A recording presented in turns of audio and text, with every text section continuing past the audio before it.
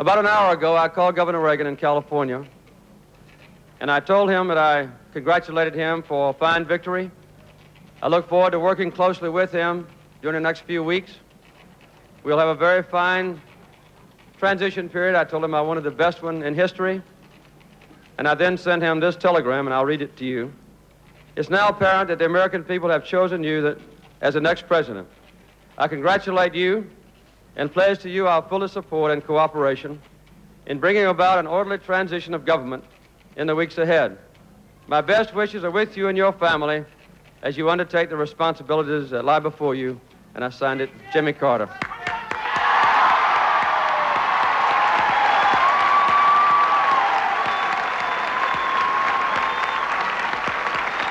Earlier this evening, I spoke on the phone with President Carter. He called, John Anderson called, but the President pledged the utmost in cooperation in the transition that will take place in these coming months. I offered him my own cooperation. He graciously said that he wanted this to be the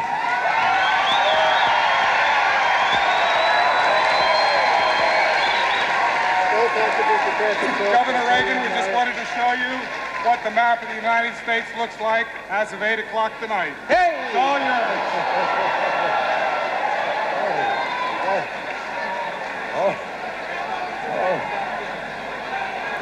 All right. When that began to slide, I thought that maybe the world was going out just as I was getting in.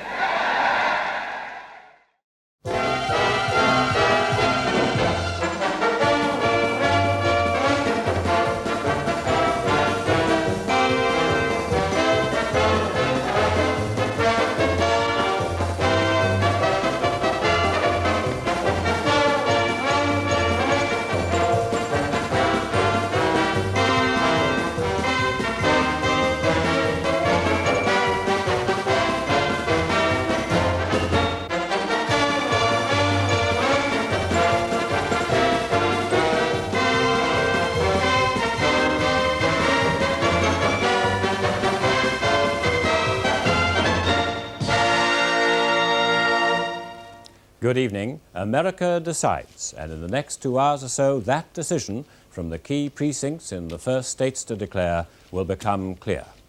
4 years of President Reagan or 4 more years of President Carter? And the answer at the moment seems to be President Reagan, because voters emerging from the polls today have been asked, and they have said that they have voted for Mr. Reagan in substantial numbers across the country. But such polls can be wrong. And the map of America tonight, apart from one state which has already been declared, Indiana in the Midwest, gone for Mr. Reagan, but normally a Republican state. Apart from that, the map of America tonight and control over the Western world is empty. But by our breakfast time program tomorrow, we'll have heard from all the states, including California out in the far west, Mr. Reagan's own home territory. We've got Leonard Parkin there at the Republican headquarters in Los Angeles. We have Trevor McDonald at the Democratic headquarters in Washington, and Norman Reese at the center of things in New York. Norman has been there tonight. You probably saw him on the news at 10 as well. We'll be taking the best pictures from the 3 networks, from NBC, ABC, and from CBS. Anna Ford is here to talk about how all this will matter to all of us, talking to President Carter's special counsel at the White House, Mr. Lloyd Cutler, to the former Prime Minister, Mr. Edward Heath, to the Shadow Foreign Secretary, Mr. Peter Shaw, who no longer has to worry tonight about Labour's leadership election, and to the Liberal leader, Mr. David Stephen. Peter Sissons is in charge of the voting analysis and the VT80 machine, our latest mighty computer-driven Wurlitzer. And Sandy Gall is at the American Embassy in Grosvenor Square, where the ambassador, Mr. Kingman Brewster, is throwing a party for everybody who's almost anybody in London. Just a word about these exit polls, as they're told. We do them in Britain, and sometimes they also get wrong at by-elections and at general elections. But the evidence from 2 of the American networks, from NBC and from ABC, suggests that they are now satisfied that Mr. Reagan is the likely winner of this presidential election. It's done because voters come out and they're asked a series of questions. Some voters, of course, tell you wrongly. Other voters, that's just a bit difficult, other voters say frankly and truly what they think. And as the polls have gone on across America, and I think no election has had so many opinion polls ever, it has seemed to be that since the debate between Mr. Reagan and Mr. Carter, and despite all the story about the hostages and so on from Tehran, it does seem that the swing has been to Mr. Reagan. For what reasons? Well, we'll hope to explore. And what Mr. Reagan will make of it, if indeed he has won, well, we shall soon see. Let's go now. Anna? Lloyd Cutler, rather depressing results for President Carter at the moment. What is it that he's done wrong, do you think, in this campaign? I doubt, Ms. Ford, that it's anything he has done wrong so much as that the incumbency in recent elections has come to be more of a disadvantage than an advantage. We tend to expect a great deal of our presidents ever since Franklin Roosevelt. And of course, every candidate for the presidency promises, including Governor Reagan and Mr. Carter, that they can do a great deal. But we tend very much, because of the separation between Congress and the president and the decline of party leadership, we tend towards stalemate in America. But because we believe that the president is the one who should be governing the country, we blame it on him. At the same time, Governor Reagan comes from the extreme right of the Republican Party and causes a great deal of concern among the center independent voters in the country, so that we have had an odd campaign season in which neither candidate is admired very much, and as soon as one gets in front, people think about him and whether they really want him, and as they think about that, the other pulls up. It's quite right, I think, that since the debate, the trend of the polls has been to pull Governor Reagan forward. It could well be that if an election occurred a week from now, the fact that he was there as the one who might be president would lead people to move back toward President Carter again. But it's very much like a horse race. The finish line is at a particular point, and here it is tonight. Well, we shall soon see. We shall see, as you say. Edward Heath, are you concerned that Ronald Reagan might be elected President of America? I think that as far as we in Britain are concerned, or Europe or other countries, we will work with whoever is President of the United States. It's the internal affairs of the people of the United States as to who they choose. From the point of view of foreign policy, defense policy, the Western world, then we work with whoever is president. Peter Shaw, which man would you have preferred to work with? Well, I think myself that there's the general foreign policy attitudes and outlooks of President Carter broadly sympathetic to the views and purposes that I hold important in international affairs. And President Carter is, after all, now a known quantity. He has the experience of the first term, and I would myself think and look upon him as being enormous potential for a successful second term.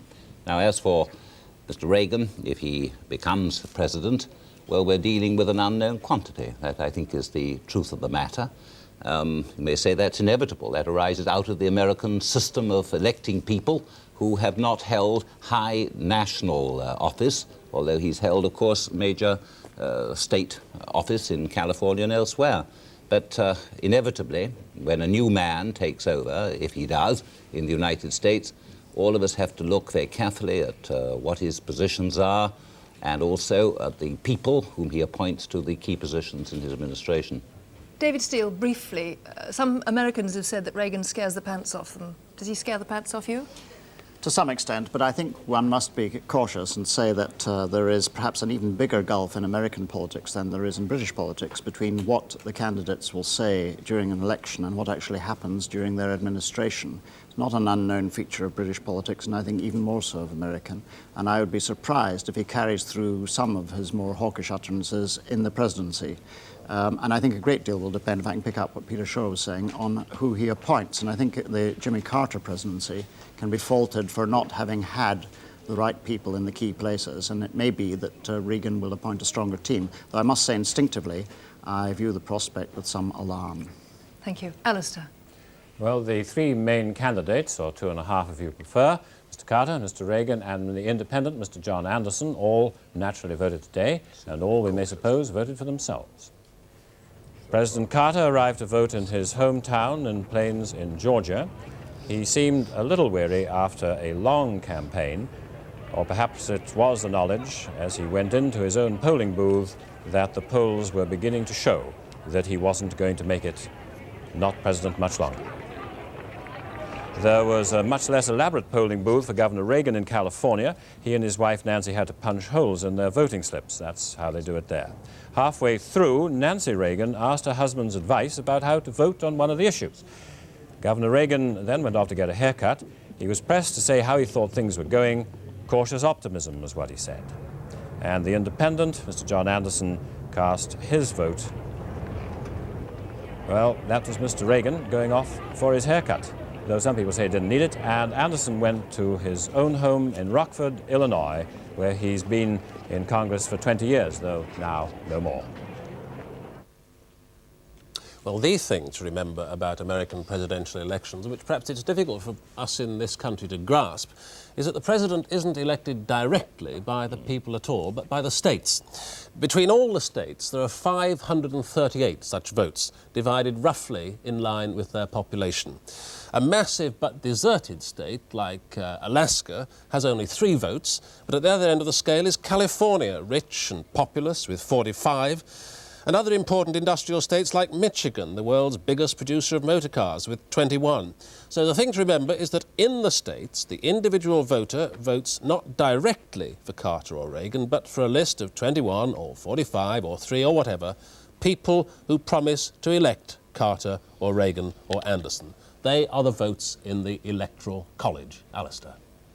Well, Peter, it looks as if Mr. Reagan is building a formidable lead. That's the news that's coming from all 3 of the American networks at the moment. They say that the surveys of voters leaving the polling stations show a substantial national trend towards Mr. Reagan. And NBC have said, we believe that Ronald Reagan will win a very substantial victory tonight. And Mr. Carter apparently is even running below expectations in the South. And of course it was from the South that Mr. Carter launched his successful assault on the presidency 4 years ago.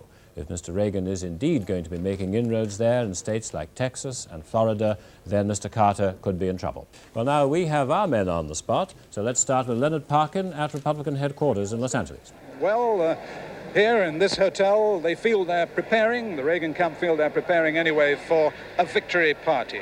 They're convinced that he's going to win and that the polls say that he can do it. And as Mr. Reagan himself watches upstairs in his 19th floor suite, surrounded as usual by a phalanx of Secret Service men, he can watch with a certain amount of quiet confidence.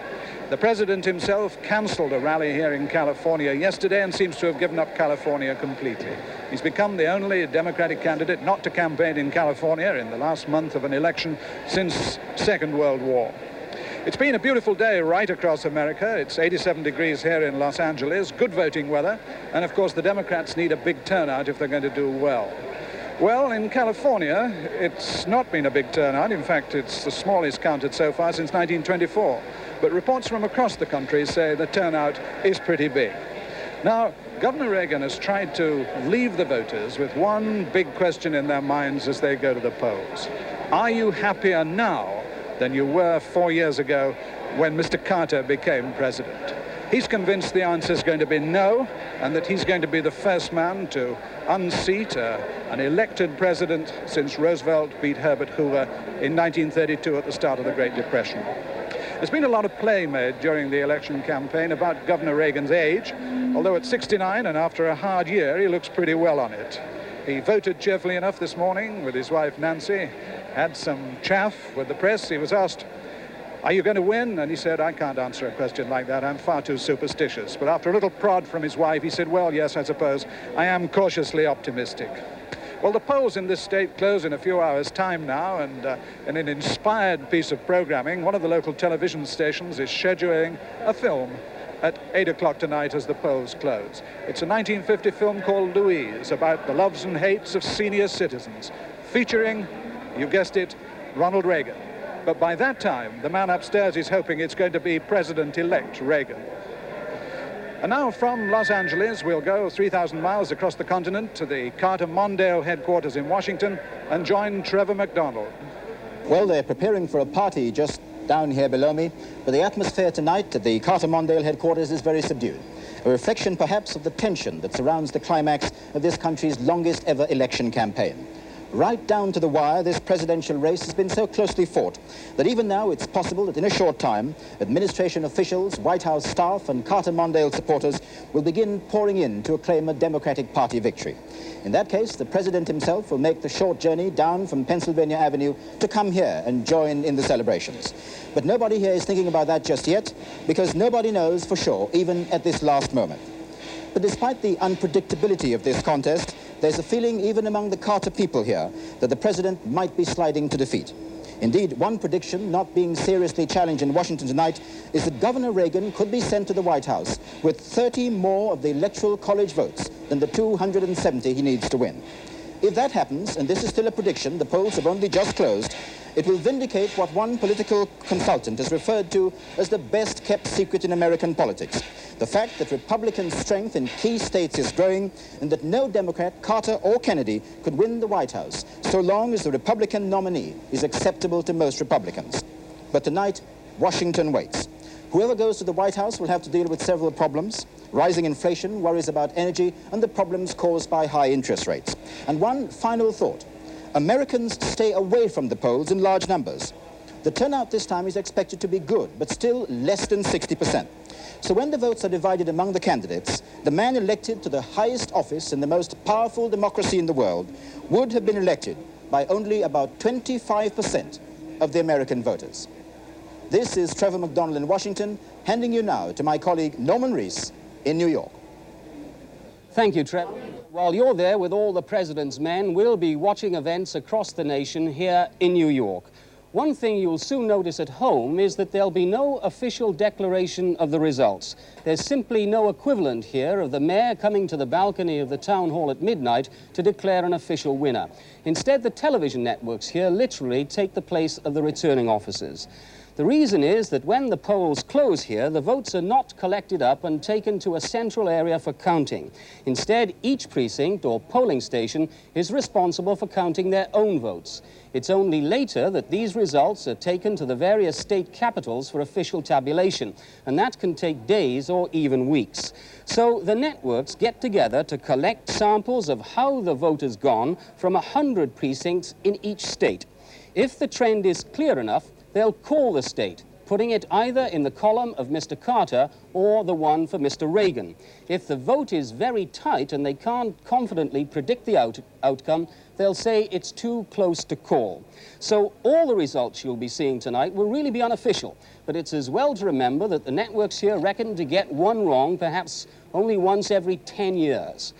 So in a campaign that's largely been fought out on television, perhaps it's appropriate that, like you, Jimmy Carter and Ronald Reagan will be here in front of their television sets tonight, watching the computers of the network sort out the results, waiting to see which one of them will get to live in the most prestigious address in America over the next 4 years, the White House.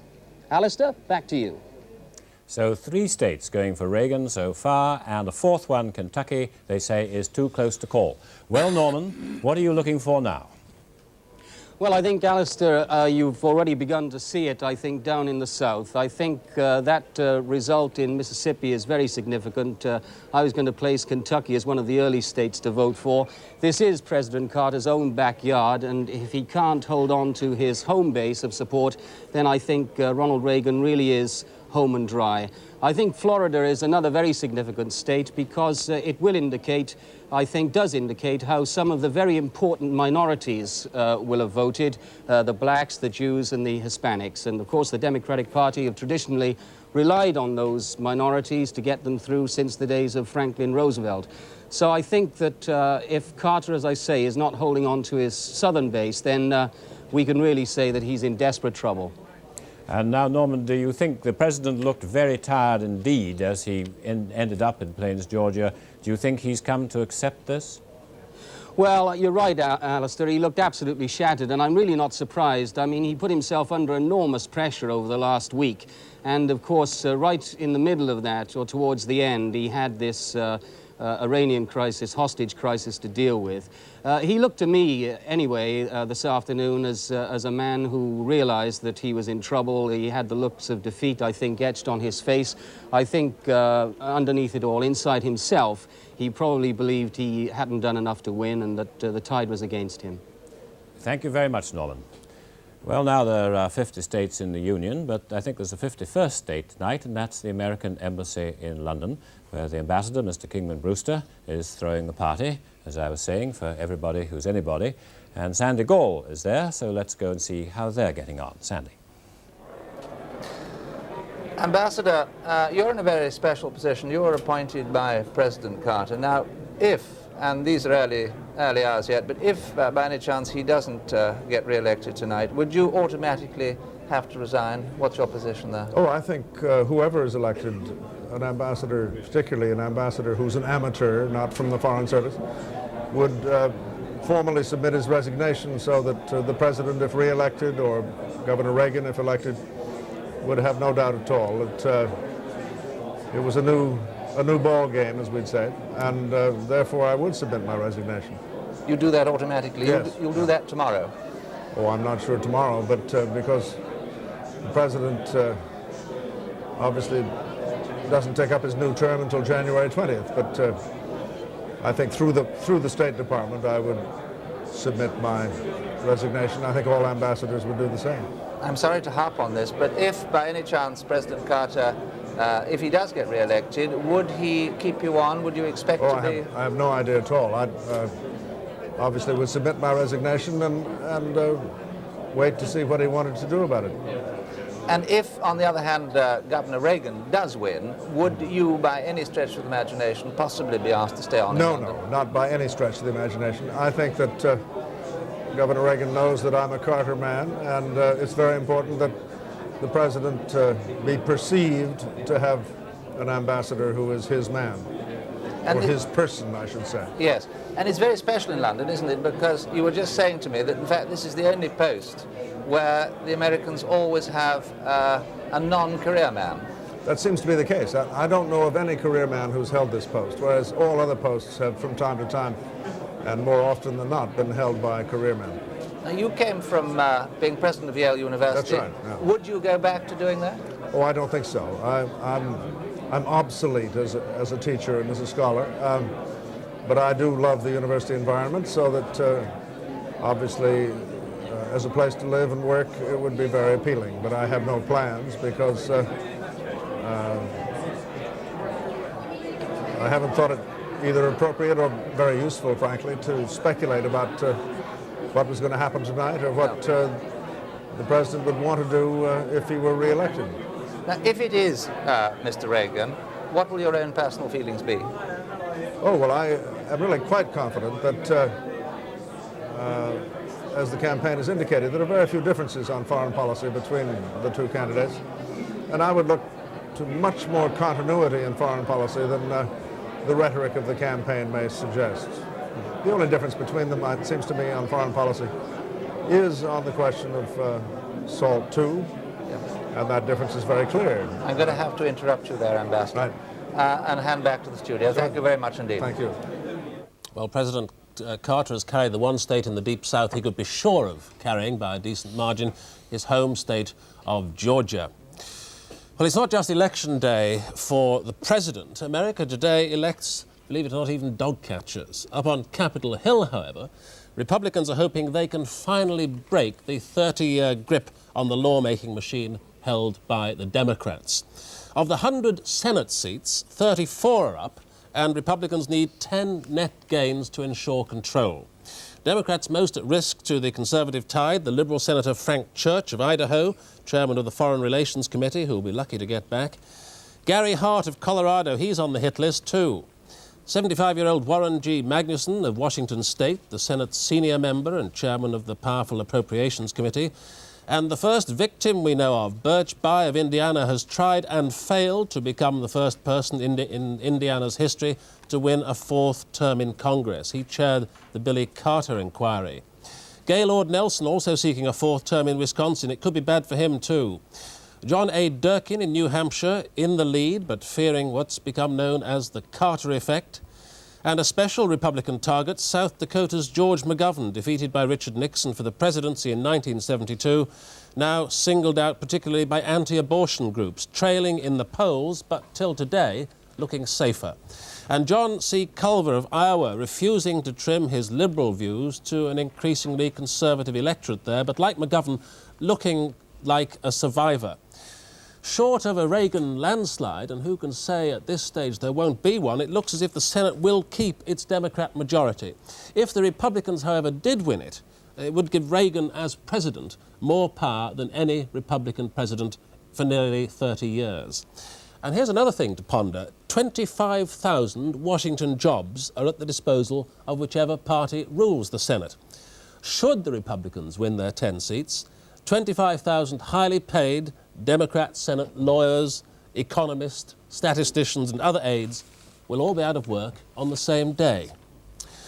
Now, for anyone interested in who's going to be America's next president, whether in Tehran or Moscow, the real focus of attention in the next few hours must be the results from the big states that carry the clout when it comes to winning a majority in that electoral college. Alastair.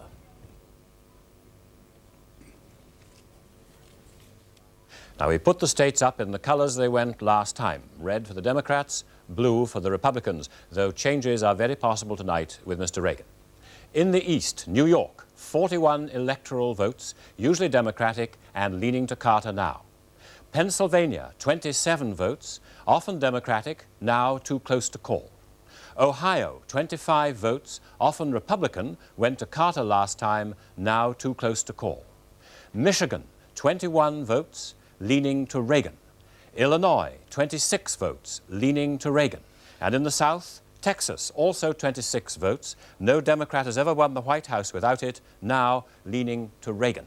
And in the far West, California, the biggest of them all, 45 electoral votes, Reagan's home state, Reagan ahead. Lloyd Cutler, Birch Bayh has lost his senatorial seat in Indiana to Dan Quayle. Are you surprised at that?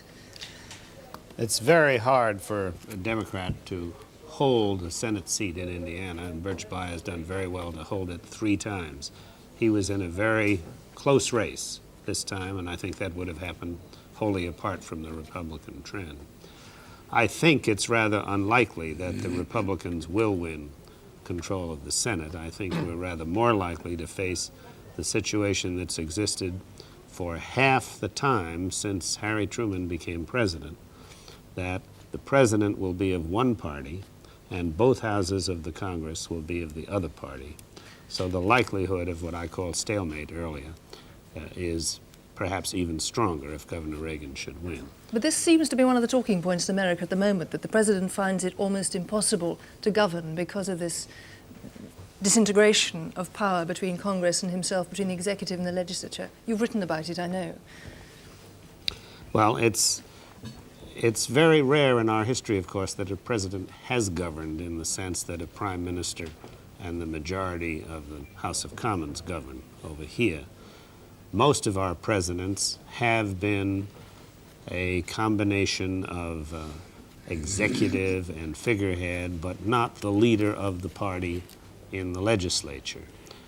It really changed, I think, with Franklin Roosevelt. And ever since Franklin Roosevelt, who achieved a great success legislatively in 2 of the most enormous crises America has ever faced, the Great Depression and World War I, has been the model for presidents and candidates for the president ever since. But it's a very difficult task to achieve under our system unless some great catastrophe creates an enormous consensus, far more than, say, a 55-45 consensus, but a very, very big one. You may have just seen on your screen that Governor Reagan has just won Alabama. That would be a very serious loss for the president. One of the most, up to now, most and Virginia of the... as well. Virginia has always been thought of as a Republican state. And President Carter, the polls predicted he would lose Mississippi, but both Alabama and Kentucky have been thought of as Carter states, and if they should go to Governor Reagan, that's a very significant development. Edward Heath, do you think that Americans reject their presidents too easily? All three of Carter's immediate predecessors were rather hurried, expelled, or vetoed out of existence. I mean, Jimmy Carter was their favourite man in 1976, and now they seem to have turned against him totally. Yes, I think that it may well be that in all democratic societies, people are only prepared to accept a party for a much shorter term. It may be that it's happening in this country and in other parts of Europe as well. But I can't help feeling that part of President Carter's problems arose from the fact that he went to the country 4 years ago with a very clear promise that he was going to reduce inflation, that he was going to reduce unemployment, that he was going to reduce taxation, and he hasn't been able to deliver the goods on any of these things. What worries me, I think, as far as Governor Reagan is concerned, is that he has more or less done the same thing. And he has gone to the country on reducing taxation, but he's also said that he's greatly going to increase the defense forces. And this, in modern terms, is an impossibility. And so if Governor Reagan becomes President of the United States, there is, I think, a very, very severe danger that people again will be disillusioned after a comparatively short time. This can't be good for any democracy to have its expectations so quickly shattered. If I could just add one other point about the one you were discussing just now about Congress. Again, I think that President Carter is probably the first of the presidents to have suffered the reaction of the period after Watergate and after Vietnam. You see, from President Roosevelt, I think for 40 years the power moved from Congress into the White House. By the time we got to President Johnson and the resolution of the Gulf of Tonkin, no president can ask for more power. After the collapse of Vietnam, catastrophe in Vietnam, scandal of Watergate, Congress said we're not going to let presidents have these powers again.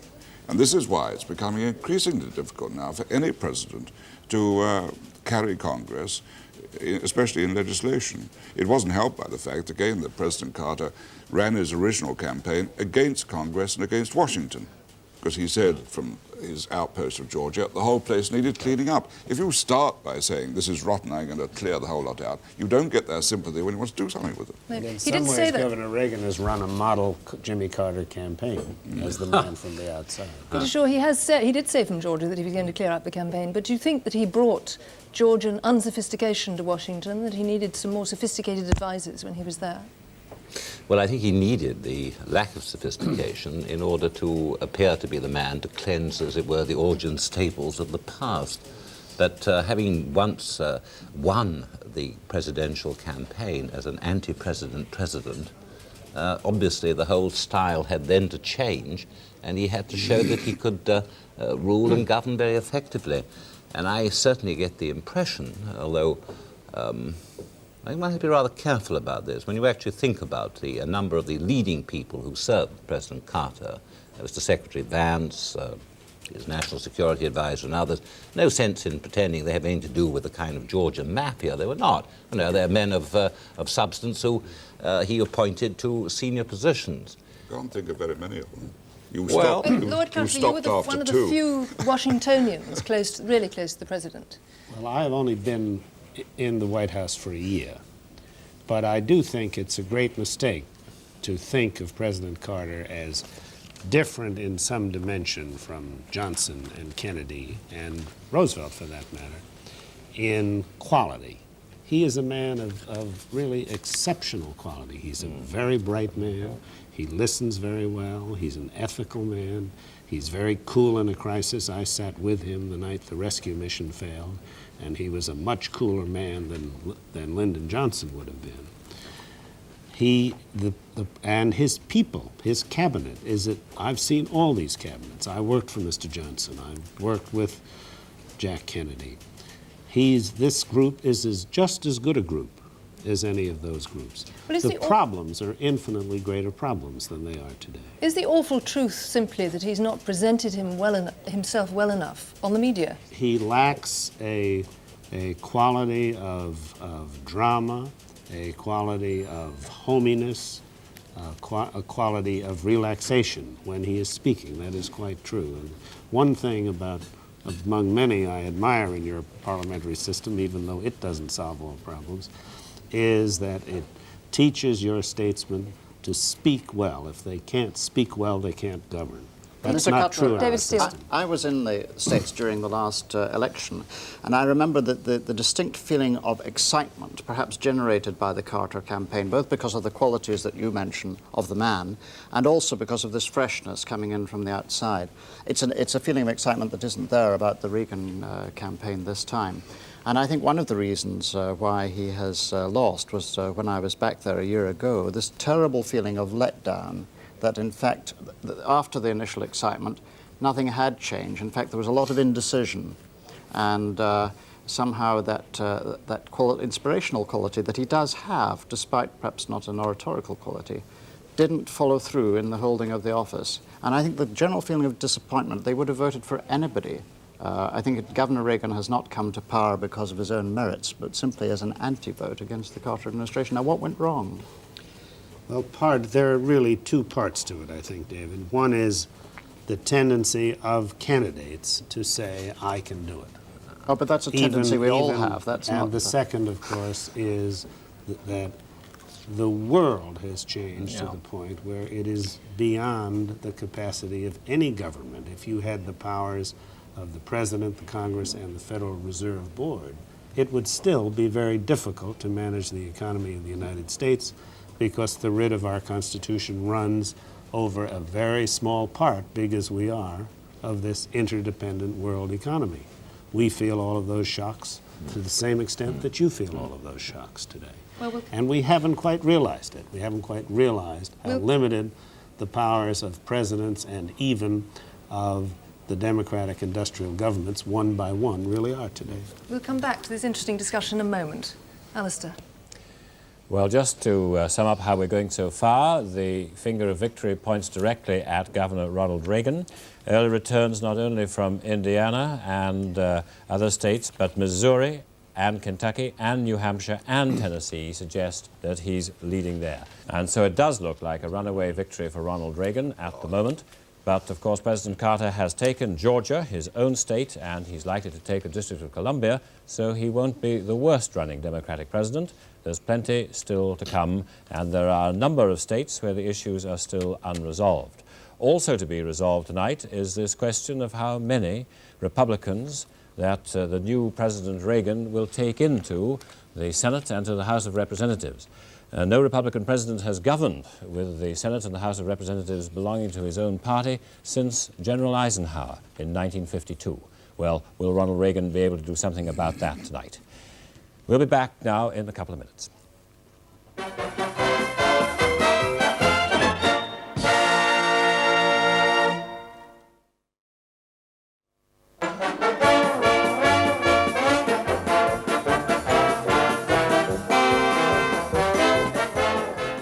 Well, just picking up what has happened in the American election so far, not good news for President Carter.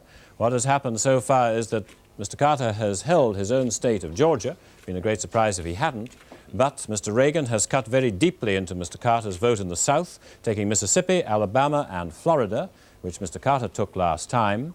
Mr. Reagan is running strongly in the Midwest, in Indiana, always, or normally Republican, but now has just taken Ohio.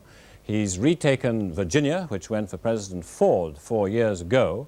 And Mr. Reagan is said to be ahead, I'm told, in Missouri, Kentucky, and Tennessee, 3 border states, which perhaps President Carter might have hoped to win. President Carter is said to be ahead in Maine, which is, of course, the state of the Secretary of State, Mr. Muskie. That went to the Republicans last time. It seems this time to be a much closer fight. And I'm told that Mr. Reagan is now well ahead in Kentucky with more than half of the precincts counted. That's the position so far. One small point, because the world has been preoccupied with the American hostages in Tehran and whether their release or partial release or whatever would in fact influence the result of the presidential election. ABC in America, in their poll of voters leaving the polling booths, asked about this and said that the voters appeared to be dissatisfied with the way in which Mr. Carter had handled the hostages. Now, Peter. Well, CBS, Alastair, have called Kentucky for Governor Reagan. Mr. Carter took that last time, so that's very bad news again for the Carter camp. We can take an update now on the race for the White House. And here we go. Electoral votes. Governor Reagan has 92 at this stage and President Carter only 12. The winning post, I remind you, 270 needed to win. Reagan 92, Carter 12 at this time.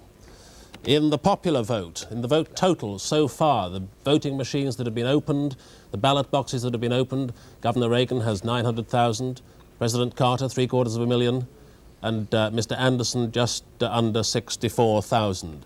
Take away John Anderson's total, and Reagan leads in the popular vote by 181,000, just over. Let's move on to see how that looks in terms of share of the vote so far. Governor Reagan has 53.4% of the votes that have so far been counted. President Carter has 42.8%. That compares with last time when in the popular vote President Carter had 50% and Mr. Jerry Ford, the incumbent Republican president, had 47.9%. So that's very bad for President Carter there too. Look at John Anderson's doing. He's taking 3.8% of the popular vote, which is very bad news for him, but worse for his bank managers.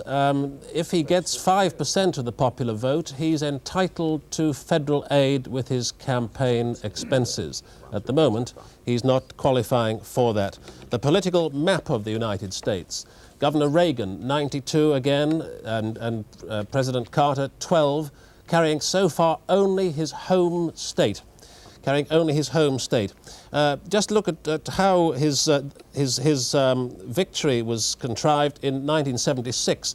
This was where President Carter built his win with 297 electoral votes in the South, with Jerry Ford taking 241 in the West and the Northeast.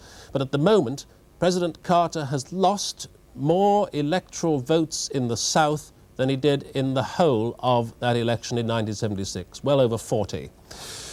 Well, we'll be coming back to more of that shortly as the data comes into our VT80 computer. Meanwhile, in the scramble for the White House, if it is a scramble now, anything can tip the balance when the race is as close as this until the last few hours look to be. Now, this is where the wives of the candidates can come into their own. Norman Rees looks back at the running mates whom no one elects and no one nominates. The state is Pennsylvania, where polls show President Carter behind. The White House response is to send Rosalynn Carter. Within minutes of arrival, she's shaken hands with 40 key party workers. She's also paused a few vital seconds with each so they can have a flattering picture taken with America's First Lady. Then 6 hours on a bus, barnstorming through small communities that normally see national political figures only on television. Mrs. Carter has the reputation of being the most tenacious campaigner in America, who'll put up with anything to get Jimmy Carter re-elected.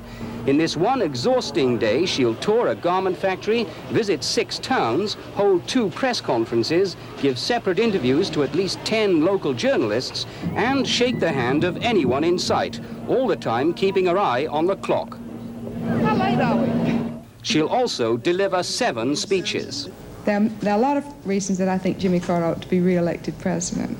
He's a good, honest, hard-working man who cares about the people of our country. I think one of Jimmy Carter's greatest assets is his moderation.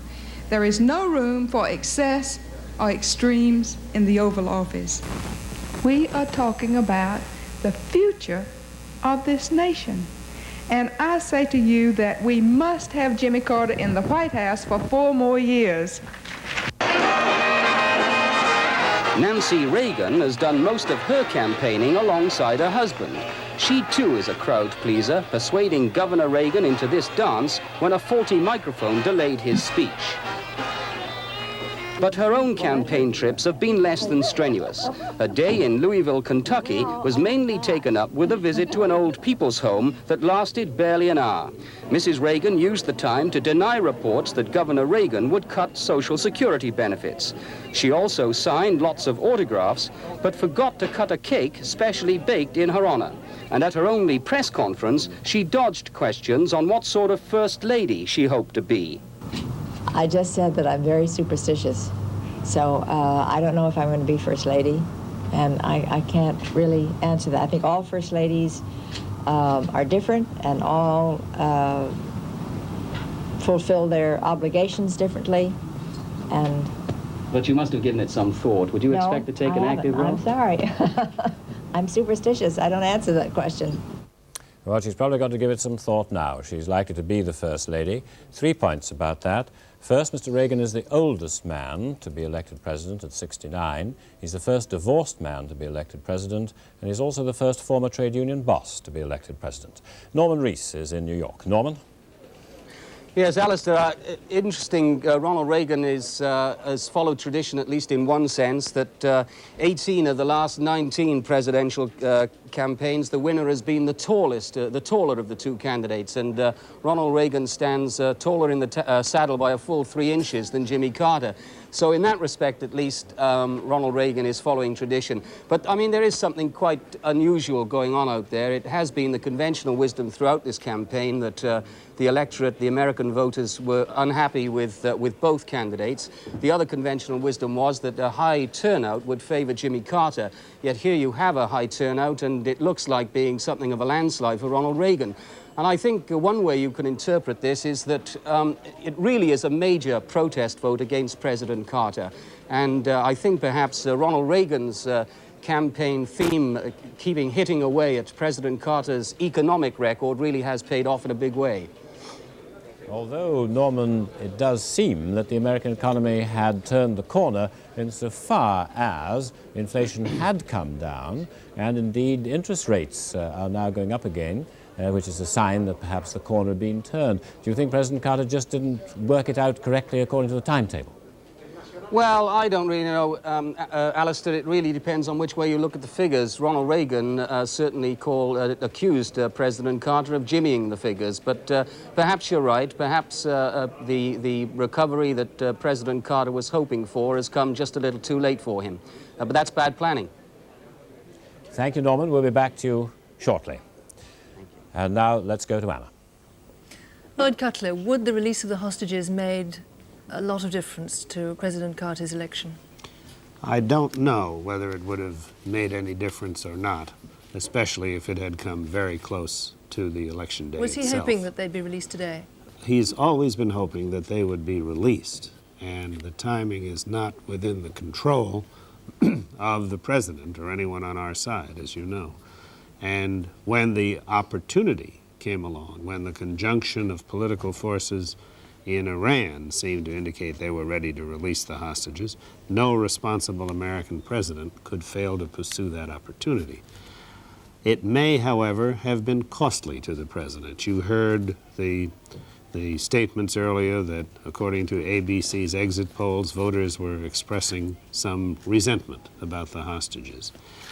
Probably no event in the last few years has served to concentrate the American sense of resentment and frustration as to what small, relatively powerless countries can do to the #1 superpower in the world. And all of these events of the last few days and the television cameras about this particular humiliating, agonizing experience may have served just to remind the American people of that. And they're so angry about it, they may have taken it out on the president who was in office when it happened. I would like to comment, if I could, for a moment about that result analysis a few moments ago. The total votes were about 1,000,007 or 1,000,008. We cast something like 80 million votes. It's a very, very small sample. The polls have not closed in most of the Northeast yet. It won't close for another 15 or 20 minutes. And what, in particular, as far as Mr. Anderson is concerned, the votes you have are from areas where his strength is the weakest. I would think it's quite likely he will get his 5%, and that 5% will be very damaging to Mr. Carter. I don't mean to quarrel with... That's the 5% you would have liked to have eroded. We would have liked to have had that 5%. Most of it were probably Carter votes, yes. Peter Short, can I turn to Governor Reagan for a moment and ask you whether you see any similarities between him and his campaign and our own Mrs. Thatcher? Yes, I do see certain similarities. To begin with, of course, any sort of incumbent government during a period of very substantial economic difficulty and in a period of recession, the odds are that that government is not going to do well at the next election. There have been one or two governments in the Western world who have bucked the trend, including the recent, of course, German election, and I suppose you could say, although less markedly, what happened in Australia. But the truth is that ever since the great oil shock of 1974 and the resulting world recession, democratic governments have tended to change just as soon as the electorate has been able to resort to the ballot.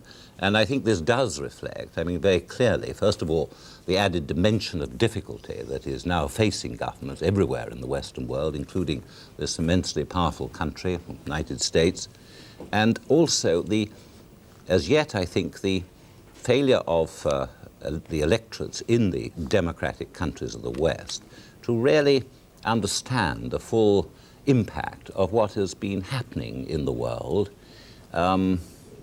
Governments have not brought home to their own people the greater difficulties that now undoubtedly face them. And one has a horrid feeling that governments are elected still on the promise of doing better, because people have had such a long experience of governments on the whole in the post-war period doing better, one government after another, and the general expansion of the economy and growth and so on, and the satisfaction of the desires and demands of different groups, when we may, all of us now, be in a period when those satisfactions at least are going to be slowed down to a very serious extent. And I think myself that Governor Reagan, if he's going to reflect the very unimaginative and, in my view, almost primitive economic policies of which he has been expounding, is going to lead his own country into vast disappointment and the world into still greater difficulties. Can I bring in David Steele? Because Reagan made a speech last night talking about the shining city on the hill, and he seems to be selling the values of an old America, not a new America. Yes, I think that you asked the question, are there similarities between this campaign and the Thatcher campaign last time? I would say there are two very obvious similarities. One in the stridency of some of the policy issues, both domestic and foreign, and the other is in the oversimplicity of the campaign. I would say these two things run through strongly. For example, there is the point that Edward Heath was making earlier, the commitment both to reduce taxation all round and yet to increase defense spending, which is already quite high. There is the stridency on the Soviet Union issue, which he has in common with Mrs. Thatcher. Now, I think we're all anti-Soviet Union, but I think there are ways of putting it, and it spills over into his anti-SALT II. What about the moral majority? Well, he ran a campaign on those issues as well. I don't think Mrs. Thatcher did, but I think there are certain basic attitudes that they have in common there too, yes. In other words, he was appealing more, I would say, to, I wouldn't call it a moral majority, but the reactionary majority, if it is a majority. Thank you. Alastair. Well, one of the Democratic senators whom everyone has heard of has been re-elected despite the Reagan sweep. Senator John Glenn is re-elected in Ohio. He, of course, was the astronaut. And the Democratic Party national chairman, Mr. Bob Strauss, who's always got a good turn of phrase, has said, "I've just put on a $60 tie. If I go out in style." Another well-known name is with Sandy Gall at the embassy now, Governor William Scranton of Pennsylvania. Sandy? He introduced me at the meeting as his old and close friend. I have with me Governor and Mrs. Scranton. We're just passing through London. Governor Scranton, it looks as if Reagan is really forging ahead. Does that surprise you? Well, I think it surprises me that it's as strong as it is. Apparently, he's going to have a really very strong sweep of the states, with Ohio just being acknowledged as being in his camp. That's very critical, because I think Pennsylvania, Ohio, Michigan, and Illinois were kind of the watchers in this, and if Ohio went that way, the others very likely will. And the South has been broken into by Reagan very strongly, I think more strongly than people anticipated. Therefore, it looks to me as if it was going to be a strong Reagan election, yes. Would you go as far as a landslide? I think it will be in electoral votes. I don't know what it would be in the absolute vote, because sometimes states are fairly close and go in one direction, and the electoral changes, I mean the absolute vote is not so big difference. But the electoral vote looks very strong for Reagan at the moment. What do you think about your old state, Pennsylvania? We haven't had that yet, have we? Well, no, we haven't had it turned in yet, but if Ohio has gone for Reagan, as they say it has, my guess would be that Pennsylvania will too, because they're very identical in makeup. Steel and a lot of unemployment in steel and economic conditions that warrant that kind of a vote. Their polls just closed just about now, and we ought to be here in about half an hour. And it's on the machine, isn't it? So we ought to get the vote. Yes, it's almost totally machine. Just one final question. Do you know Governor Reagan? Oh, yes, I know him. I've known him for quite a while. He became governor of California just as I was finishing in Pennsylvania. Do you think he'd be a good president? Well, I certainly think he will. We have, you know, tremendous problems in the United States, and not only internally in our economy, but also as the leader of the free world. And I think it's very important that we get back again where we ought to be. I think he has that very much in mind. It depends a lot about who's going to be with him. All right. I'll have to stop you then and return us to the studio. Thank you very much, both of you. Thank you. Well, if you've just joined us, the race for the White House is becoming a one-horse race indeed. Here's the picture. In the race for the Electoral College winning line of 270, Governor Reagan has 92 and President Carter 12 electoral votes on results declared so far in 8 states. And look at this. In the South, I beg your pardon, in the South, oh, well, I was going to show the South, but the VT30 is not responding at the moment. Just a word about Ohio.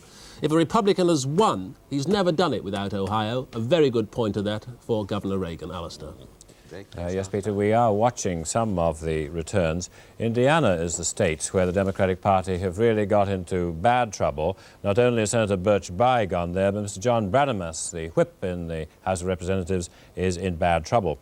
But in Georgia, Herman Talmadge has been re-elected senator, and of course it's the one state that Jimmy Carter has taken.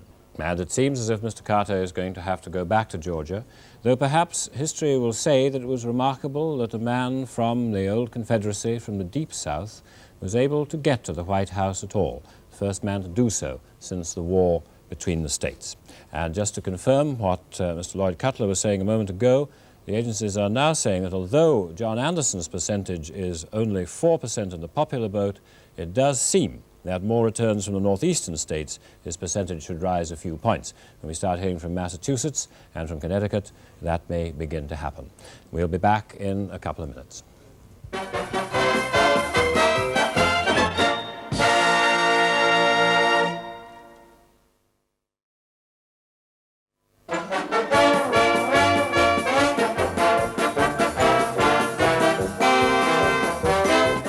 Well, the Reagan swing goes on, and he appears to be running now at a majority of the popular votes, about 52 or 53%. But of course, these are still early days. We are still, in fact, projecting results from key precincts who are well known in their voting patterns in the past, although we could expect an upset in some state or another if the machinery is broken down. But at the moment, it all seems fair for Governor Reagan. Well, we talk about Mr. Carter, the Democrat, and Mr. Reagan, the Republican, but the one party that has been growing in America over the years has been the independents, and that's not the people who are not voting for Mr. John Anderson tonight.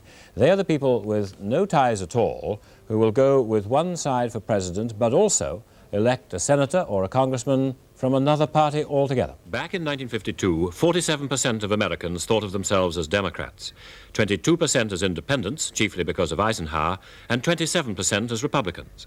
That pattern stayed through the 1950s and 60s. But in 1972, Nixon campaigned without the Republican Party, and 40% thought of themselves as Democrats, 35% as independents, and only 23% as Republicans. And they're still slipping from the parties. The latest breakdown, only 39% think of themselves as Democrats, 38% as independents, and the 21% still Republicans hardly qualify as a major party anymore. So with Mr. Reagan doing as well as he seems to be tonight, it's hardly an exaggeration to say that only the extremes of American society really think of themselves as serious party men. For the Democrats, it appears at the moment to be a black farm labourer in the South. For the Republicans, it has normally been a wealthy white Protestant of English, Scottish or Welsh descent.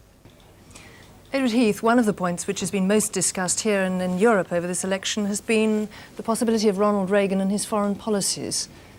What do you think there will be?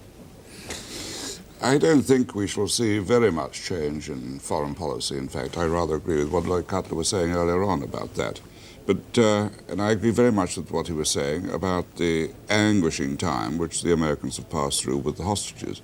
But then you see, one of the last statements which Governor Reagan made was that he would make America so strong that nobody would ever dare to take hostages.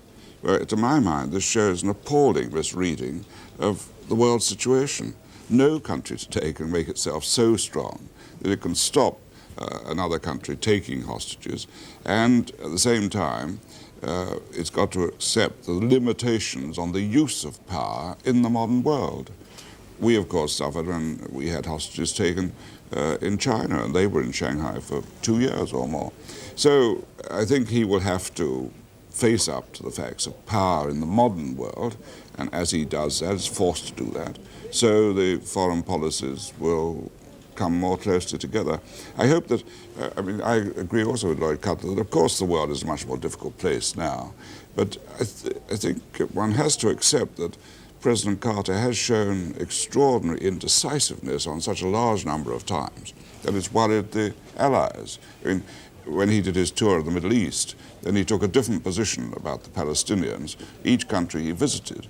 And when he got back to Washington, he then said, of course, there wasn't any position for the Palestinians. But doesn't Reagan's anti-Soviet aggression frighten you even more? I don't think so, really, because I don't think he's going to be able to carry out any aggression against the Soviet Union. He's not a man with any experience in foreign policy. Is it now possible that Richard Allen's gone, that he will bring back Henry Kissinger to help him?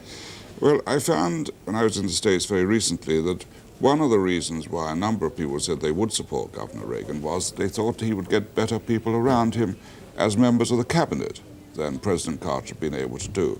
This may turn out to be the case. I'm quite sure that yes, I am quite sure that his own campaign team won't allow him to put Henry Kissinger in the State Department as Secretary of State.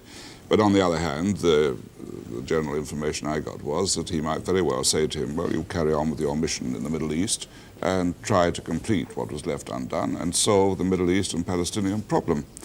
As far as the others are concerned, I'm told he wants to have George Shultz at the State Department. He wants to have Bill Simon, who was at the Treasury in Nixon's administration, as Minister of Defense, Secretary of Defense.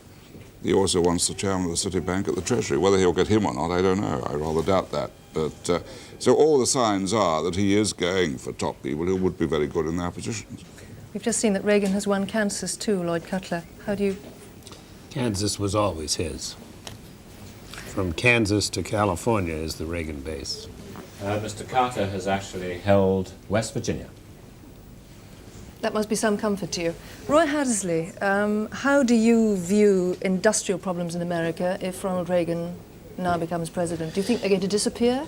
No, I think they're going to increase. I think Mr. Reagan goes into the White House with some of the prejudices and preconceptions that Mrs. Thatcher went into number 10 Downing Street, which is that strong money, a tight financial policy, what he regards, what he said to me 5 years ago, what he described as financial probity, would put the American economy back on its feet.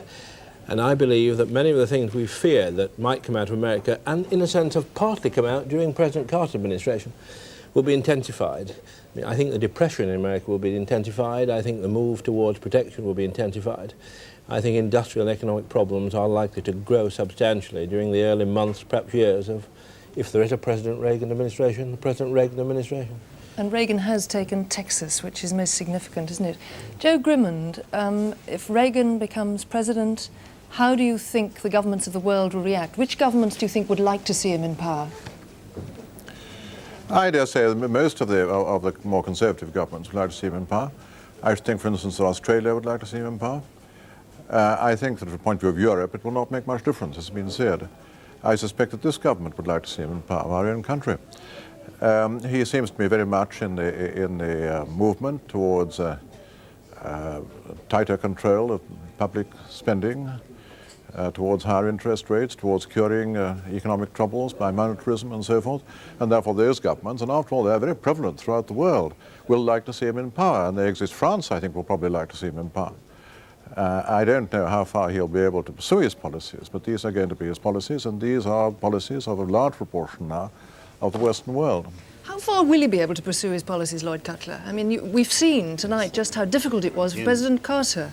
Yes, in the domestic field, I think you can take consolation in the fact that most of the things he wants to do, other than reducing taxes, he will not be able to do. The Congress will not let him dismantle our welfare and social service and transfer payment programs.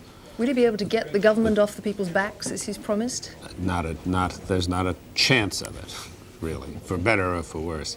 I think the really serious questions are in the area of foreign affairs, where a president still does wield enormous power, especially to make an initial decision that commits the country. And there, it does depend, as Ted Heath says, on whether he brings in people of an equally conservative bent with his own past statements, which many of them helped to write. Richard Allen, in some ways, typifies the conservative foreign policy wing. Or whether he brings in a George Shultz. George Shultz, who I think all of the other panelists know quite well, but our audience was may not know. Secretary of our Treasury at the same time that Helmut Schmidt and Giscard and Mr. Barber, I think, over here, were the finance ministers in their countries. I must stop you there. They got on very, very well, and I have no doubt they'll continue to get on very well. We'll come back in a moment, thank you. And now Peter Sissons. Well, I have some very dramatic news. Our man at NBC tells us that NBC have just called 10 more states, including Texas, for Governor Reagan. And that gives Governor Reagan 252 votes in the Electoral College. I'm not absolutely sure that we've got it all in the VT80 computer because of the speed with which that happened. But let's have a bash. Here we go. Governor Reagan in our computers 132 and President Carter 18 at the moment. But I am assured, direct from NBC, that the winning line of 270 is now within 18 electoral votes of being inside Governor Reagan's grip. We're going to have a Republican president. It's going to be President Reagan. I hear also that the District of Columbia has gone to Carter. Well, according to NBC, well, that was to be entirely expected. Governor Reagan has taken Missouri's 12 votes, eating again into the Carter stronghold in the South. Again, the VT80 machine is catching up with those developments. But let me show you what I was trying to show you before, what is happening in the South. Governor Reagan has taken 80 of the 159 electoral votes in the Electoral College, and President Carter only 12. Last time, President Carter took the South by 139, took 139 of those votes in the South. That is where this election has been won and lost. If we can come back to me for a moment, Governor Reagan has taken the 21 electoral votes of the key state of Michigan, one of the most liberal states in the Union. I'm sure that the panel would agree. Governor Reagan has taken Michigan. He's taken Connecticut. I've told you he's taken Missouri and the District of Columbia. He's taken the 17 electoral votes from New Jersey. So this is a Reagan landslide. There can be no doubt about that. I'll just see again if we're getting any of this into the machine. Yes, we're catching up now, you see. We've got now 208 for Governor Reagan, 21 for the President. The President's consolation may be that he will have 3 more. He has got at the moment 4 more than the 17 Electoral College votes that George McGovern polled against Nixon in '72. New Hampshire has gone to Reagan, the 4 Electoral College votes there, and Oklahoma gone to Reagan too, 8 votes in the Electoral College there. We're up to 212 now. If you can just take the VT80 again, there's the latest position, 212 to Reagan. But in fact, we know he's got 252. He's within 18 of the winning line. Alastair. Well, Peter, talking about landslides, I'm looking back now to 1932, which is the last time that a president who was elected for 4 years and served in the White House for 4 years was beaten when he stood for re-election. That was Herbert Hoover in 1932. Hoover, in fact, got 59 electoral votes. And that may be a target for Mr. Carter tonight. We haven't heard from Massachusetts.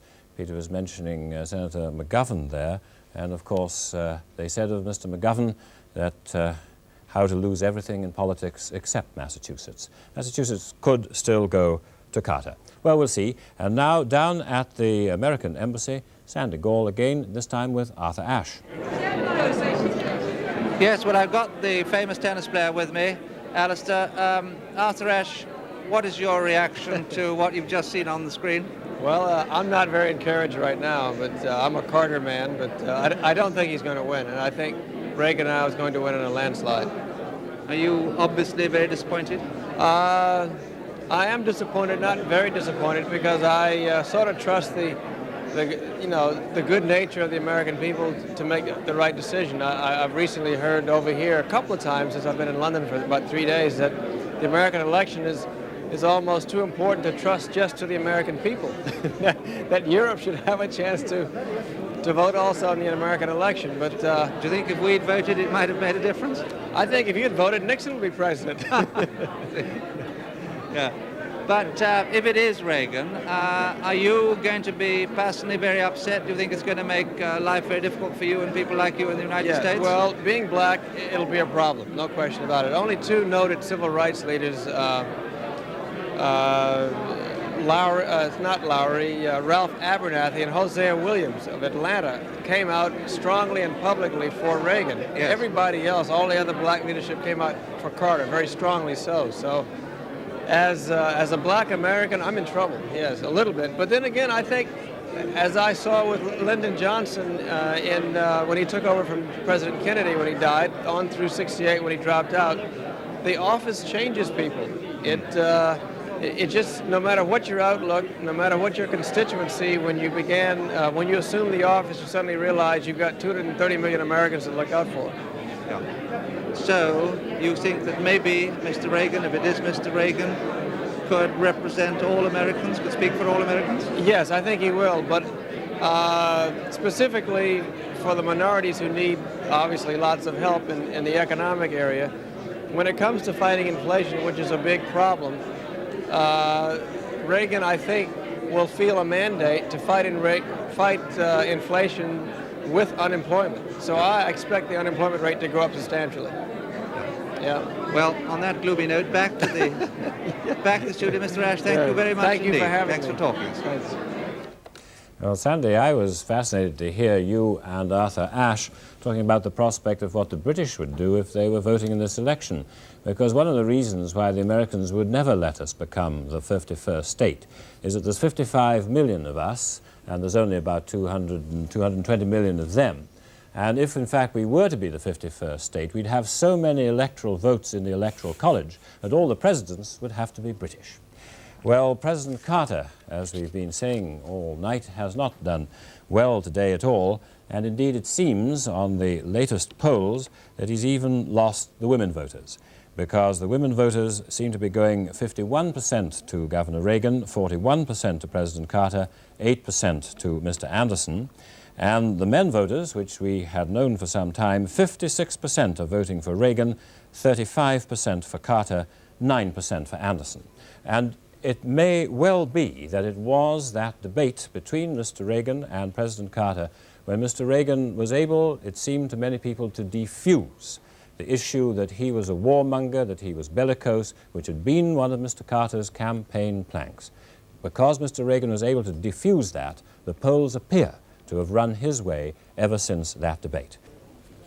And NBC in America have now said that on their projections, Mr. Reagan has got the 270 votes in the Electoral College that he needed to be president, and they therefore called the election for him. So it is now to be President Reagan. Well, we have Norman Rees in New York. Let's have a word from him. Well, Alastair, I can't help thinking that a lot of political experts surrounding President Carter must have very red faces tonight. A year ago, Alastair, they were all saying that the man they'd most like to run against was Ronald Reagan. They saw him ripe to be caricatured as an old actor looking for a new role. And I think the result was they totally underestimated the appeal of the Reagan personality. He comes over on the campaign stump as a warm, very human figure. And though he said some mean things over the past few years, he doesn't seem to mean his meanness. In the presidential debate in Cleveland, as you said, Alastair, he was subjected to a withering assault by President Carter, but there he stood, smiling like the grandfather he is, and refusing to be rattled. And at the end of the debate, it was he who strode across the stage to shake hands with President Carter. In short, he just doesn't seem to be as tough and conservative as his record. He also managed very early on to diffuse questions about his age. On his 69th birthday, he held a huge public party, cut a birthday cake, and told people who doubted his stamina to become president, said, "Just you watch me campaign." I think what we now have to look forward to is a major change of style at the White House. Carter was a president who was obsessed with the details, really, of running the country. At one stage, it was said he even wanted to know how time on the White House tennis courts was being allocated by his staff. Ronald Reagan, on the other hand, is said to be a man who likes to delegate authority. He'll want to have a sort of 9-to-5 presidency, taking charge of major policy decisions, but perhaps leaving much more of the day-to-day running of the country to his administration. There's one other point, Alastair. I don't want to sound morbid, but there is on the presidency what is called a 20-year jinx. The last 7 presidents elected in a year that's ended with a naught, and of course 1980 is one of those, have died in office. 4 of them have been assassinated, including Abraham Lincoln and John F. Kennedy. Well, Alastair, it would be wrong to think of this as anything more than a sad coincidence. I'd just like to add one personal note. Listening to Peter Sissons' rap there on John Anderson, I'd like to hear it for John Anderson. I'd really like to see him get that 5%. It really makes no difference now to the outcome of the election. He needs 5% in order to get those federal matching funds, as Peter mentioned, and at the moment he's $2 million in debt, which sort of gives you an idea of how expensive the campaign is, and he'll spend the rest of his life having to work that off. So I'm for John Anderson getting the 5%, frankly.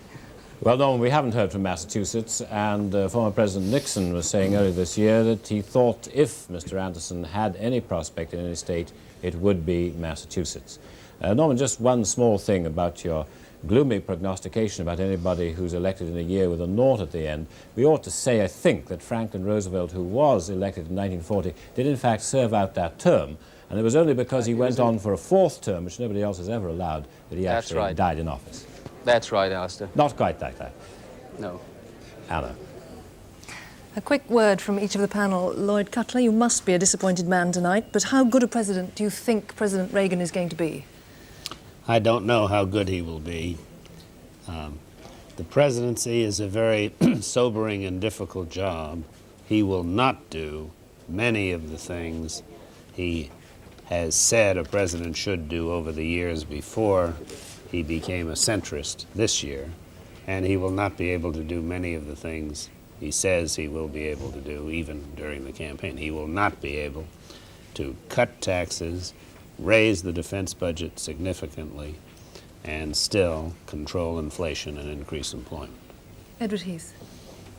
Well, it's an awesome task, isn't it, to become President of the United States?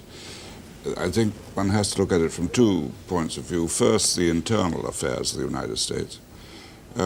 Every time I go to America, I become more and more convinced that America is so strong that no matter what anybody does to it, including any president, it will always win through. And Chicago doesn't really mind what New York does, and New York doesn't mind what Los Angeles does. The American strength and buoyancy will always be there. What is bound to concern us is the rest of us in the world, for America stands for so much, and it's her strength which maintains our security to a very large degree. And I've already expressed my doubts about that. What worries me in the connection between the two is that I found when I was in the South a fortnight ago that what had swung a lot of people towards Governor Reagan was the fact that he had come out very strongly against abortion. Now this despite the fact that when he was governor of California, he had in fact promoted and signed the most liberal abortion legislation of any state in the United States. Can I bring in Roy Hattersley at this moment? Well, can I just finish this one sentence? Because it is a strange, if you like, Briefly. a strange electoral system in which a man who is going to be elected by the support of a great belt in the South because of abortion is going to be there, mainly concerned with the defense of the West. It's not just that he's anti-abortion either. I mean, he's not going to do much for the blacks, is he, Roy Hattersley? I don't think he's going to be as bad as people like me feared during the last 4 years, or the last 12 years while he's been campaigning. I think the pressures on him now, the pressures of his advisors, the pressures of the people who will inevitably surround him in Washington, are going to move him as they've moved him during the last year towards the centre of American politics. That doesn't mean I welcome a Reagan presidency. I don't. I think he'll be bad for the blacks. I think he'll be bad for the lower income groups. I think he'll be very bad for people who want to see the world economy expand. I think there are dangers about what he expects of Europe in the defence field. But whilst all that worries me, whilst I very much would have preferred a Carter victory, I don't believe that he'll be as bad as perhaps he might have been had he not been subject to the pressures of the last 2 years. And if he wasn't subject, the pressures are going to hit him from the moment he's elected. Jo Grimond. I think he may be much better than people think. He was, in fact, rather successful governor of California. And I think he will be in step, as I have said, with a lot of what is going on in the world at the moment. I think it's quite likely that the old democratic and liberal, with a small L views in America, have come to about the end of the road for the time being. And it'll do them no harm to put out to grass for a time and think out some new policies. Do you think he's too old? No, he's no older than I am. In the prime of life, I would say. Well, he's a year older than I am, or 2 years. A mature man, very healthy, upright, and experienced. And furthermore, what I really do think about him is that I think he may give back some confidence to America. I think America now realizes that she was taken in over Vietnam, that she blamed herself for things that were not her fault. He may make mistakes, but I'm by no means depressed about his election, though on the whole I prefer Carter to have won for rather old-fashioned reasons. There you are, Alastair. People coming round to President Reagan already. Well, Anna, because Mr. Reagan is 69, I think he'll be 70 before he's actually sworn in. He's really quite an old president, and so he may only serve one term. That's a possibility. Well, as the map shows, and the blue is spreading throughout the United States, spreading down into the deep south, and only West Virginia, a coal mining state, very hard up state, and the president's own Georgia have so far voted in the Democratic column. And so perhaps it's natural that speculation should already turn to who should be in the new President Reagan's cabinet when he's installed in January. And reports coming out of Los Angeles now suggest that the Democratic Senator, Henry Jackson, is being named to a team who will prepare for a Ronald Reagan administration. Mr. Jackson, of course, tried for the presidency himself as a Democrat and failed a few years ago, but he is a powerful and authoritative senator. It's been suggested here that he could well be defense secretary in a Reagan cabinet. Other speculation, which I had heard before myself, was he could even, in fact, be Secretary of State. But we'll wait and see. But the whole conversation, the whole tenor of what is being thought about in America now is no longer about the election. It is about who is going to govern for the next 4 years with Mr. Reagan. We'll be back in a couple of minutes.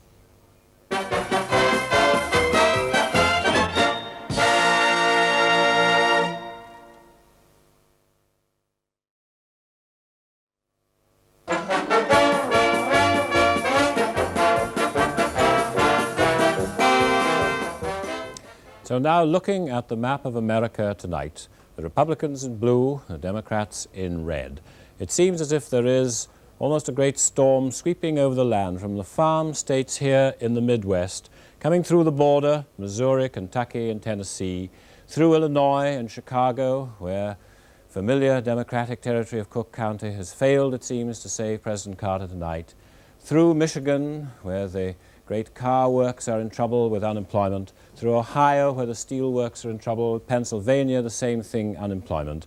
This Republican tide sweeping across the land, and sweeping too deep into the South, into places where President Carter might have hoped to hold as the first Democratic president from the South for, well, since the war between the states. And now he's only holding Georgia and the state of West Virginia, which is where the coal mining union is strong, where unemployment is high, but almost perennially a Democratic state. And now we're waiting for the results coming out from New York and Massachusetts in the Northeast.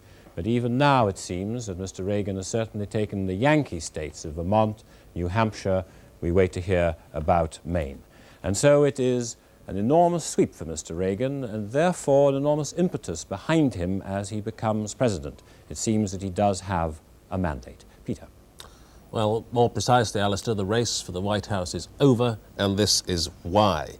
In the Electoral College, Governor Reagan has 279, President Carter 21, and needed to win was 270. So Governor Reagan is in by a landslide. Now here's something more interesting, perhaps, at this stage in the game. The popular vote totals so far. Governor Reagan, 2,056,000 popular votes from the ballot boxes and the machines, voting machines open so far. The President, or soon to be the ex-President, 1.75 million about. Mr. Anderson, 162,000. If you take away Mr. Anderson's vote, that gives Governor Reagan in the popular vote a lead of 278,000.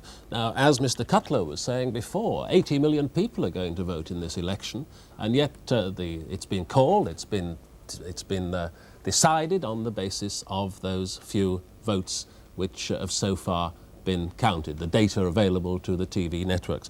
And of course, we should repeat that what we have is not definite, concrete results announced tonight, but informed projections, which are very rarely wrong, made by the networks on the basis of voting machines or ballot boxes opened in key precincts. They don't often get it wrong. Let's have a look at some of the regions in the race for the White House, how they went. In the Northeast, there are 144 electoral votes. Governor Reagan has so far taken 62, and President Carter only 9. In the Midwest, there are 133. Governor Reagan has taken 99 of them, and President Carter 0. Unemployment in what they call the snow belt, running perhaps from Milwaukee to Philadelphia, seems to have sunk President Carter. People deeply disenchanted with America's inflation rate and rising unemployment rate. And again, in the West, well, there's not much point, or perhaps there is, at looking at this one. Governor Reagan has so far taken 0 and President Carter 0. But the difference, the key point is that in 1976, the Republican candidate took 98 of those 102. President Carter could only manage 4. That's Hawaii, those 132 little islands, 2,500 miles out in the Pacific. So, add to Governor Reagan's total of 279, you can add those perhaps 100, perhaps all 102 maybe. And let's have once more look at the South, where this election really was lost for the President. Governor Reagan taking 118 of the votes there, and President only 12, only carrying in the South his home state of Georgia. Carter, I'm told, President Carter is to appear at his campaign headquarters within the hour to make a statement, and I'll give you no guesses as to what that statement will be. Governor Reagan has carried Maryland.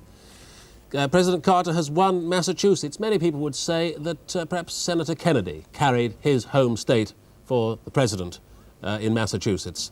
That will, of course, stand Senator Kennedy in good stead when he comes to contest the presidency, as he undoubtedly will, in 1984. Alastair. Well, Peter, if indeed President Carter does come down and make an early concession statement, and it appears to be that that is all that is left to him at the moment, given the projections from states across the country, except the very far west, which was Republican territory anyway, it will, in fact, be the end of perhaps a number of expectations. We had got used to thinking, I think, from Franklin Roosevelt's time onwards, that presidents, once they had been elected, were entitled to a second term. And it took exceptional circumstances for presidents, say, like Lyndon Johnson, to decide not to run again.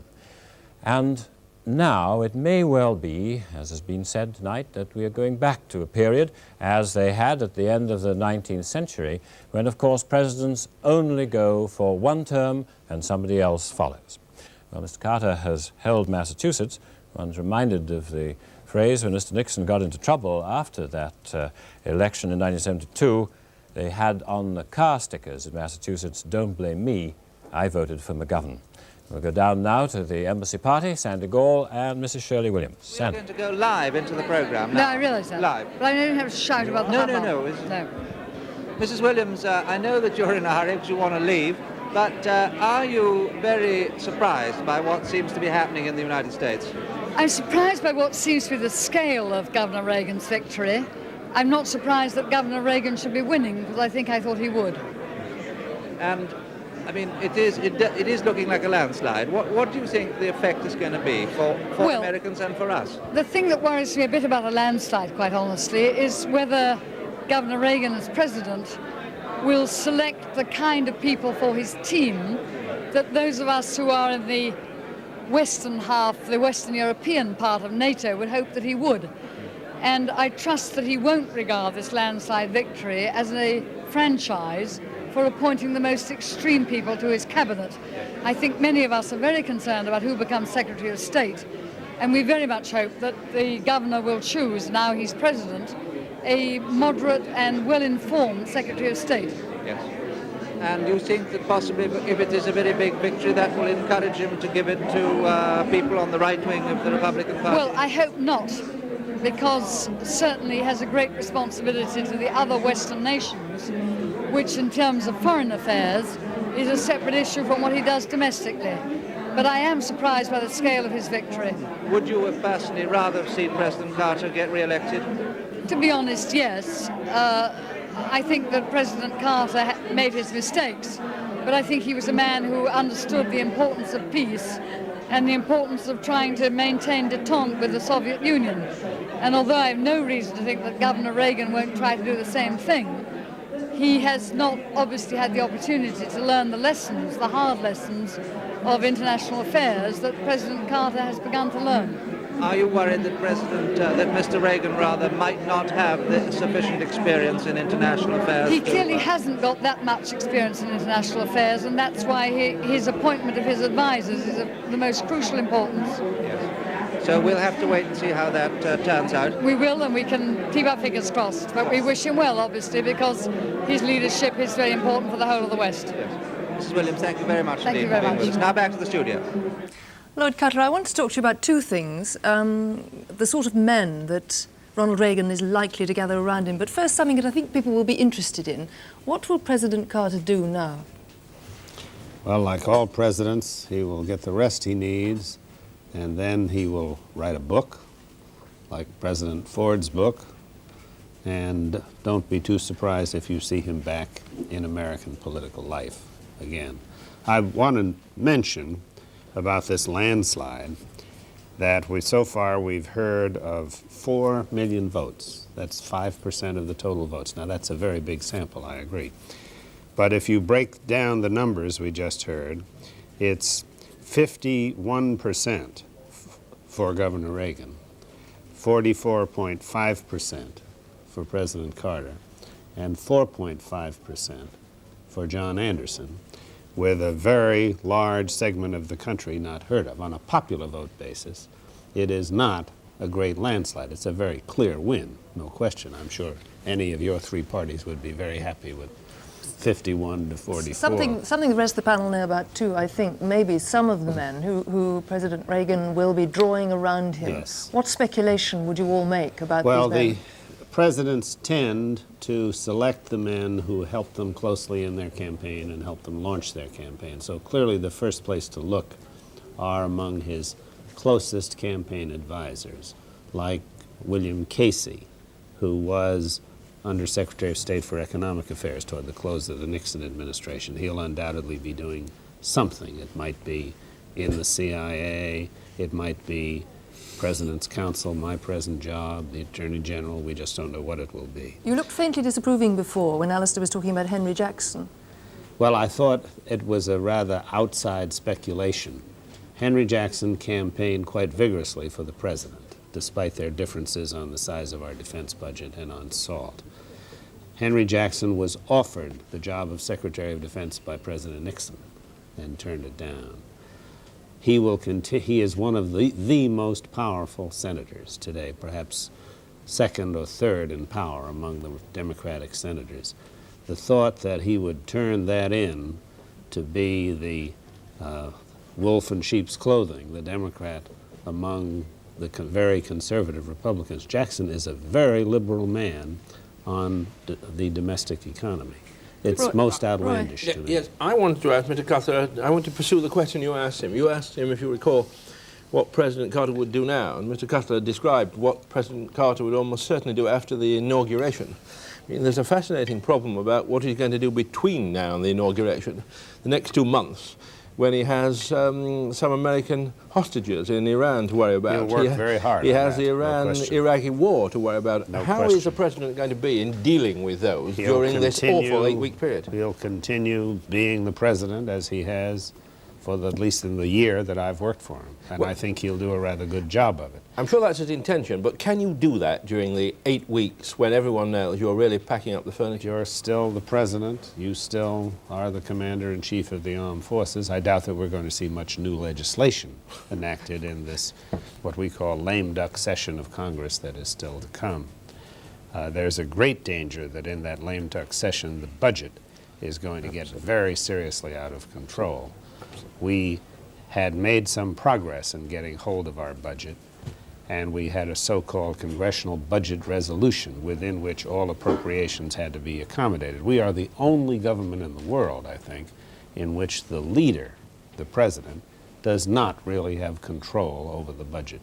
Congress can pass a budget higher than the majority or the prime minister is willing to permit. But as far as the hostages are concerned, he will presumably consult Reagan about terms if there's any dispute over them. I mean, he'll behave will he not as Churchill did to Attlee. Yes, we have done that, Mr. Grimond, for the past 2 months. So, I mean, there will be consultation. With each development, we have consulted with Governor Reagan, with John Anderson, and with the bipartisan congressional leadership. And I think the handling of that problem will continue. And should it last into the next administration, the handling would still continue in the same way. I don't see Governor Reagan doing anything different about the hostages than the course we are pursuing right now. As far as Governor Reagan's own... Sorry, I have to interrupt you. I'm so sorry. Go straight back to Alastair. Well, Anna, it just was that there was a moment where we saw Mr. Reagan waving from his car. He's in a motorcade now, and it's obviously turning into a victory motorcade in Los Angeles. Back to you. I'm so sorry to interrupt you for that. Edward Heath. I was going to ask, isn't it likely that Governor Reagan, when he becomes president, will make much more use of the vice president, rather in the way that President Eisenhower did of Vice President Nixon? You've emphasized what I've always understood to be the case, that Governor Reagan does like a fairly regular life and a 9-to-5 presidency. Well, if he's going to do that in present world conditions, somebody else has got to take a large part of the load off him. What is more, at his age, he also has to look to the future, and George Bush is there and is, of course, a successor. And so it also follows, I would have thought, that in some of the major appointments, he will also take George Bush's advice, and the people who have supported George Bush all the way through are also likely to find themselves in a prominent position in the administration. I agree with that. George happens to be a very close friend of mine. I think very, very highly of him. You must remember, though, that Reagan and Bush fought for the nomination, and those wounds are not entirely healed. It was an act, perhaps, of self-interest and an act of very good judgment for Governor Reagan to pick George Bush, notwithstanding, as his vice presidential candidate. But I doubt that they will achieve a closeness comparable to what President Carter and Vice President Mondale have achieved. Vice President Mondale has been a very active chief of staff for the president. Thank you. Alastair. Well, let's go now to Peter. President Carter, Alastair, is to speak at 2 a.m. GMT. That's in about 13 minutes' time. So that'll certainly be, I should imagine anyway, his concession speech. And we'll see why. Because in the Electoral College, Governor Reagan has 289 votes and President Carter 35, when the winning post is 270. Again, we'll emphasize that those are projections based on usually very reliable data from voting machines and ballot boxes that have been opened in selected precincts up and down the nation. Not so much in the West, because the polls, if they haven't closed yet, certainly the data isn't coming out of the machines yet. Let's have a look at the popular vote. The vote totals in from those machines and those ballot boxes. Reagan, 3,569,000. Carter, 3,057,000. Anderson 313,000. We take Lloyd Cutler's point about calling it a landslide when there's that little between the candidates. But in fact, well, let's just see how little there is between the candidates. The American system means that if you win a state, you win the slate, you win all its votes in the Electoral College. And if we look at the percentages, Lloyd Cutler was absolutely right before. Governor Reagan has 51.4%, President Carter 44.1%, and Mr. Anderson 4.5%. In 1976, Carter took 50% of the popular vote, and Jerry Ford took 47.9%. The spoiler in that election, recall, was Eugene McCarthy. Let's show you something else which is very interesting. Of course, every Republican president in recent years has had to deal with a Democrat majority on Capitol Hill. We've got a quick look here at the Senate results so far. There are 34 vacancies, 6 Democrats, 4 Republicans. The Republicans have a net gain of 1 seat, so Governor Reagan is going to be dealing again. It looks, anyway, as we've got fairly short coattails, as they say. Alastair. Well, Peter, we are waiting, as you say, for President Carter to speak and perhaps make his concession. Perhaps somebody will wake up Her Majesty's government and tell them that there may be a change in Washington, and shouldn't they be around to say something about it? Mr. Carter is now a part of history, but as Mr. Cutler was saying, he may be back. And so this has been the election of 1980, a sweep by Mr. Ronald Reagan, the former governor of California, the oldest man ever to be elected to the presidency since the United States began, the first man who is a divorcee to be elected to the presidency, and also the first man who served as a trade union leader ever to get to the White House. What he will make of it, we will all see in the ensuing months and years. But that has been election 1980. And we'll be back again in the morning at 7 o'clock for further comment and details and how it looks as if Mr. Reagan is going to go. So that's it. Good morning.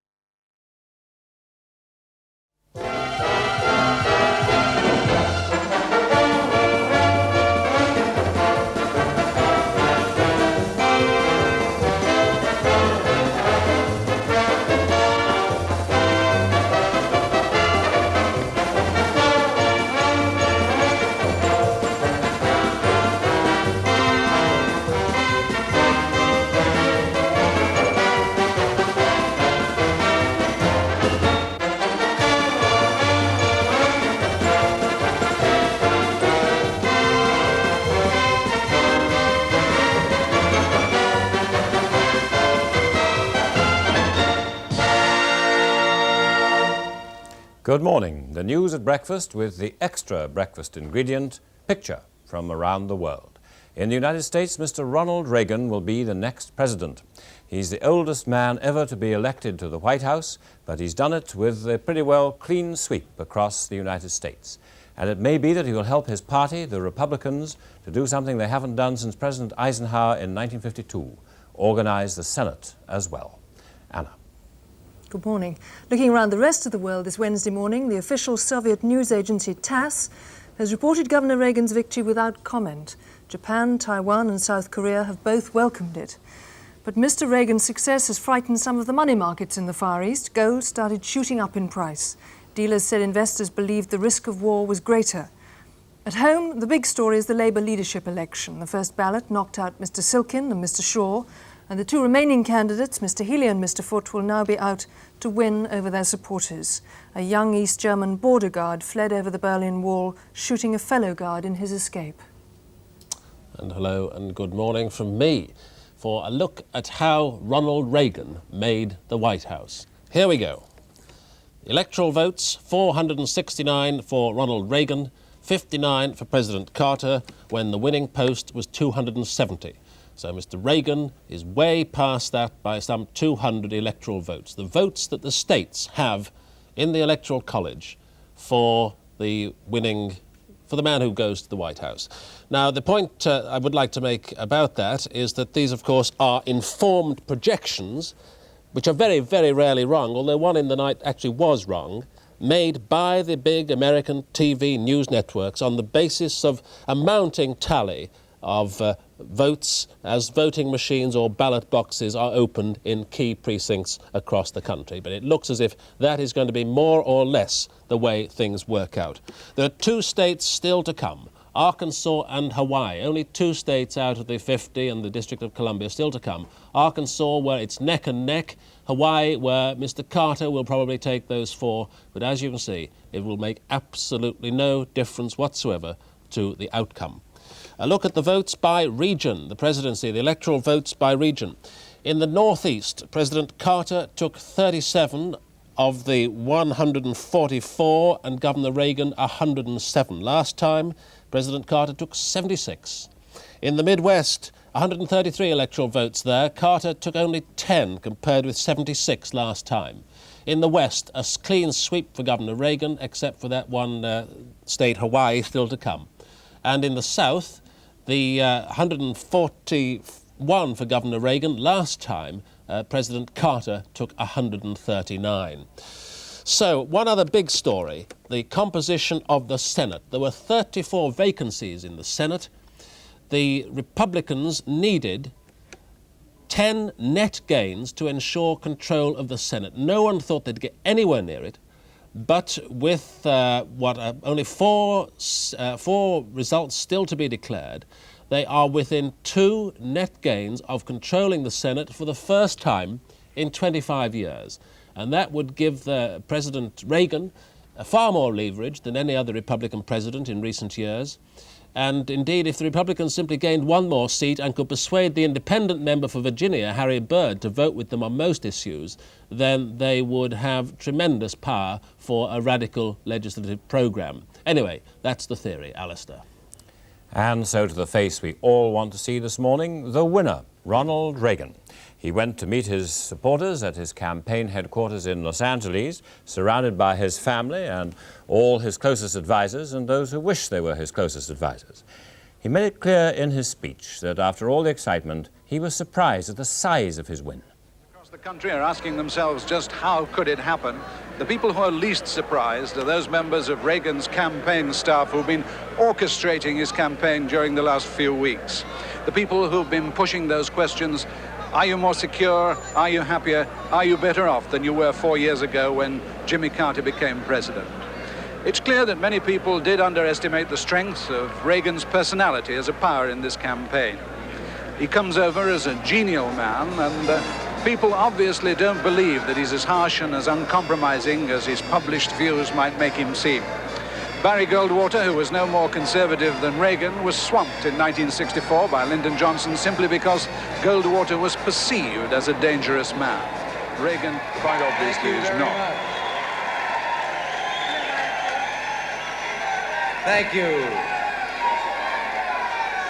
Let me just say first of all, this has been, well, there's never been a more humbling moment in my life. I would have been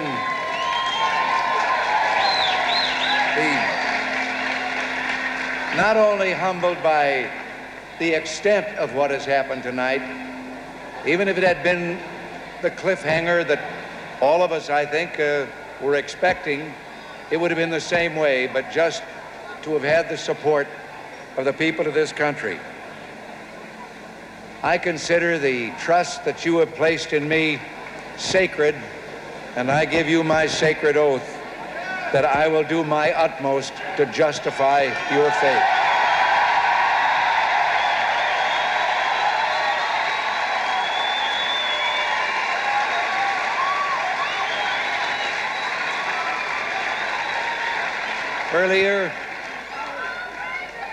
Earlier this evening, I spoke on the phone with President Carter. He called, John Addison called, but the President pledged the utmost in cooperation in the transition that will take place in these coming months. I offered him my own cooperation. He graciously said that he wanted this to be the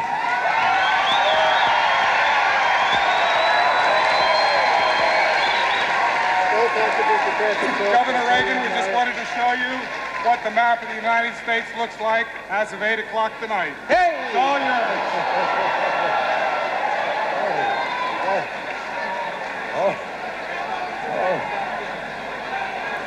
All right. When that began to slide, I thought that maybe the world was going out just as I was getting in. To George and Barbara Bush,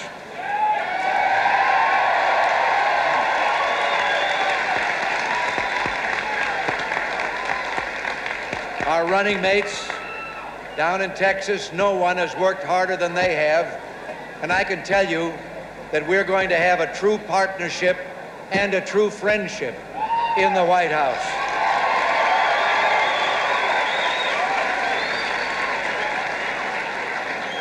And now, as I said before, my family. I'm so grateful to them for the love, for the support, and for the hard work, because some of them were out on the campaign trail easily as much as Nancy and I were. And speaking of Nancy, she's going to have a new title in a couple of months.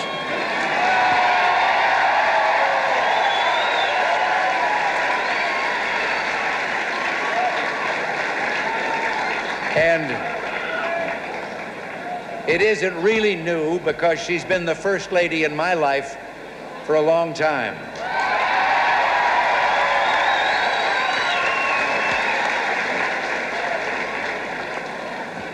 Now, we'll share that a little bit in the future. You know, Abe Lincoln, the day after his election to the presidency, gathered in his office the newsmen who had been covering his campaign. And he said to them, "Well, boys, your troubles are over now. Mine have just begun." I think I know what he meant.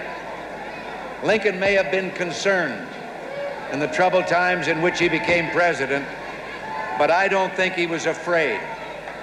He was ready to confront the problems and the troubles of a still youthful country, determined to seize the historic opportunity to change things. And I am not frightened by what lies ahead, and I don't believe the American people are frightened by what lies ahead.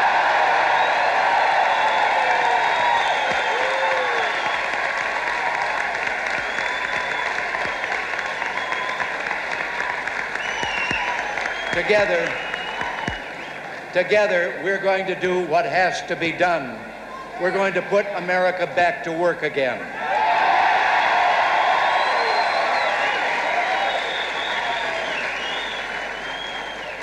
You know,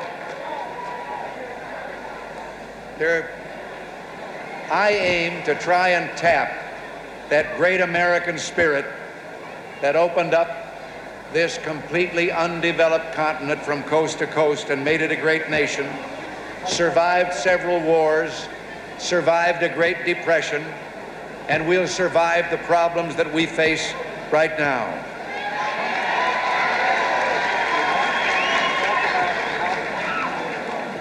When I accepted your nomination for president, I hesitatingly, but I asked for your prayers at that moment. I won't ask them for this in particular moment, but I will just say I would be very happy to have them in the days ahead.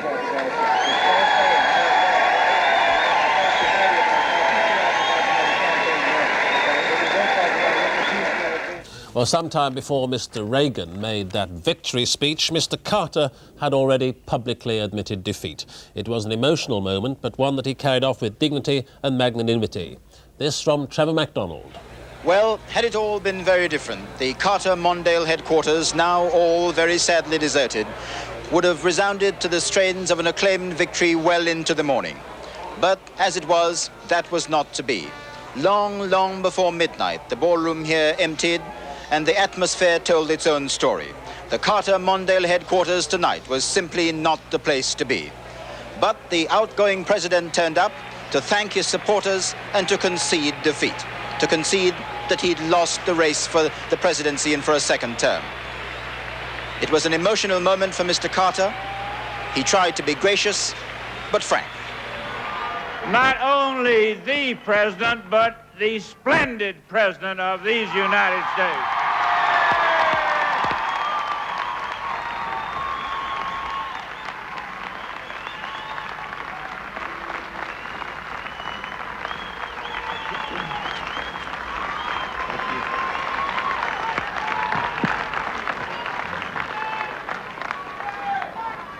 I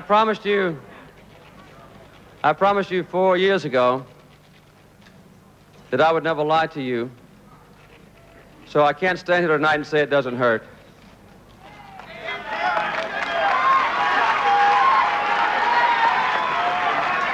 The people of the United States have made their choice, and of course I accept that decision, but I have to admit, not with the same enthusiasm that I accepted the decision 4 years ago.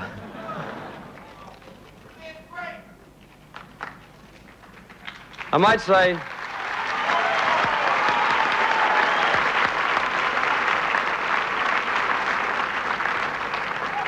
I have a deep appreciation of the system, however, that lets people make the free choice about who will lead them for the next 4 years.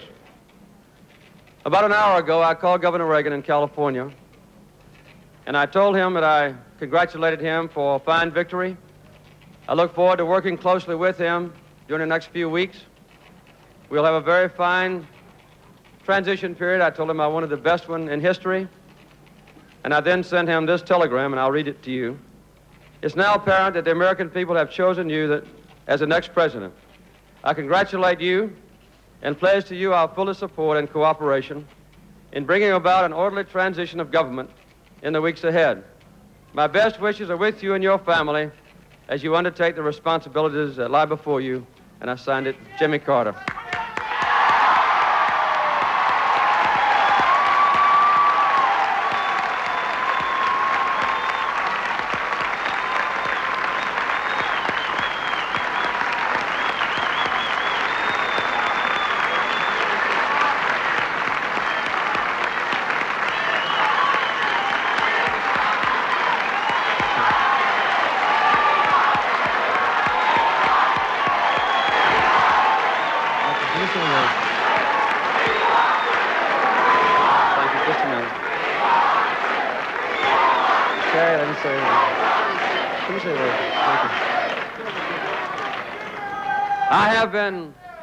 I have been blessed, as only a few people ever have, to help shape the destiny of this nation. In that effort, I've had your faithful support. In some ways, I've been the most fortunate of all presidents, because I've had the daily aid of a wise man and a good man at my side. In my judgment, the best vice president anybody ever had, Fitz Mondale.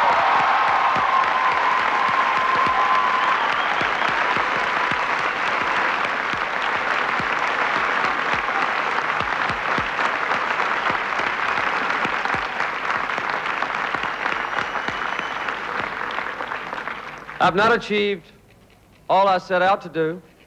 Perhaps no one ever does. But we have faced the tough issues. We've stood for and we've fought for and we have achieved some very important goals for our country. These efforts will not end with this administration. The effort must go on, nor will the progress that we have made be lost when we leave office. The great principles that have guided this nation since its very founding will continue to guide America through the challenges of the future. This has been a long and hard-fought campaign, as you well know, but we must now come together as a united and a unified people to solve the problems that are still before us, to meet the challenges of a new decade. And I urge all of you to join in with me in a sincere and fruitful effort to support my successor when he undertakes this great responsibility as President of the greatest nation on earth.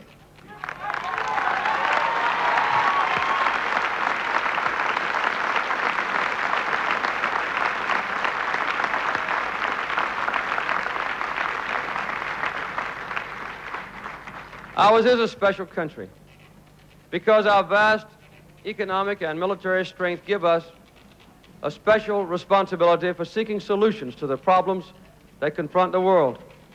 But our influence will always be greater when we live up to those principles of freedom, of justice, of human rights for all people. God has been good to me, and God has been good to this country, and I'm truly thankful. I'm thankful for having been able to serve you in this capacity, thankful for the successes that we have had, thankful that to the end you were with me in every good thing that I tried to do. There's an old Yiddish proverb that I've often thought of in the days and months that I've held this office. It says simply, God gives burdens, also shoulders. In all the days and months when I have served you and served this country, you've readily given me your shoulders, your faith, and your prayers. No man could ask any more of his friends. I've wanted to serve as president because I love this country and because I love the people of this nation.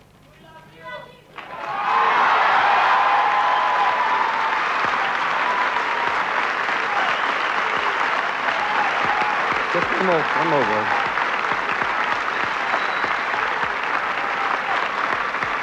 Finally, let me say that I am disappointed tonight, but I have not lost either love. Thank you very much.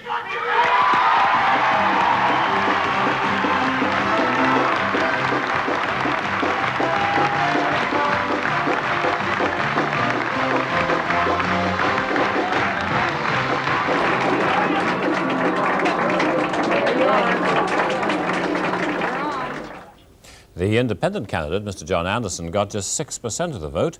Not a lot, but enough to get him $4 million of public money to help to pay his campaign expenses. And he said he may even run again next time. Well, those are the winners and the losers. We'll be back in a couple of minutes.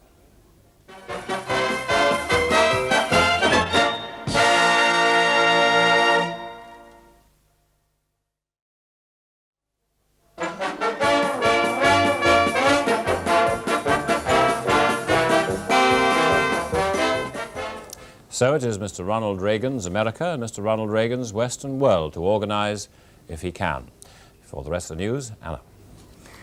We'll be looking at what the Russians think of that presidential election, at why it's the Iranians who are now looking for a quick way out of the American hostage crisis, and the main news at home, the Labour leadership fight, which has gone into the second round. But first, Moscow's view of the American elections. The official Soviet news agency TASS reported the American presidential result without comment. All through the campaign, the Russians have been careful to show no real preference in the candidates, though they might have favoured Carter slightly because of his support for the SALT II treaty, the Nuclear Weapons Limitation Agreement, which is opposed by Mr. Reagan. From Moscow, Anne Garrels reports on the Soviet view. For a while, it seemed like the Soviets might opt for the unknown Reagan over the known Carter. The Soviet Union has traditionally fared better with a Republican administration, and officials here now look fondly on the Nixon years. But Reagan's inexperience and his fierce opposition to SALT II eventually neutralized such sentiments. Cartoons regularly attacked both candidates equally. Both were called pawns of the military-industrial complex. Both were charged with fueling the arms race in a drive for military superiority. Both were considered anti-Soviet. So Ronald Reagan's victory doesn't exactly warm Soviet hearts. However, officials here are willing to give Reagan at least a chance. They're taking a wait-and-see attitude in the hopes that now the campaign is over, Reagan will move more to the middle of the road. But the future of Soviet-American relations hinges to a large degree on SALT II. And if Ronald Reagan insists on renegotiating the treaty, it's thought the Soviets will insist on merging SALT II and the yet-to-be-negotiated SALT III, which will include theater nuclear weapons.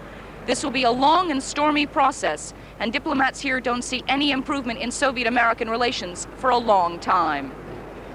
Ann Garrels for ITN Moscow. In the first official reaction from abroad, Japan said it expected links with the United States would be strengthened by Governor Reagan's victory. South Korea said it expected no major changes in their friendly relations with the United States.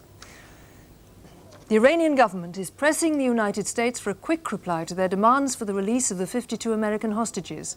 They've asked formally for a reply as soon as possible. In America, a straw poll of voters leaving voting stations showed that most people were dissatisfied with the way that President Carter handled the situation. The delay in getting the hostages home apparently cost Mr. Carter much support. Derek Taylor, who's on the Iraq-Iran border, looks at why it now seems to be the Iranians who want a quick solution to the hostages issue. When the Iraqis invaded Iran 6 weeks ago, they were aiming straight at the Iranian heart, oil-rich Khuzestan, which pumps out all Iran's wealth. If the Iranians lose Khuzestan, they lose everything. And they are losing, slowly, though not irreversibly. The fate of the 52 hostages from the American embassy in Tehran would, it was at first feared, be forgotten by Iran amid the war. In fact, they've become a pawn in Iran's strategy, a possible bargain counter. The country, in fact, is bankrupt. There are desperate shortages of fuel, food, and of spare parts and ammunition for the arsenal of weapons which the former Shah had bought from America. Iranian air raids, for instance, on the Iraqi capital, Baghdad, are infrequent. The war has emphasized Iran's isolation in the world. Her friends, fellow Muslims, have been split, and apart from Libya and Syria, the rest of the Arabs have shunned the non-Arab Iranians. Iran's oil fields are burning. One estimate is that it could take 4 years for the Middle East's biggest oil refinery at Abadan to be repaired. Iran has no oil income, no money to buy the spare parts and ammunition, even if she could get them.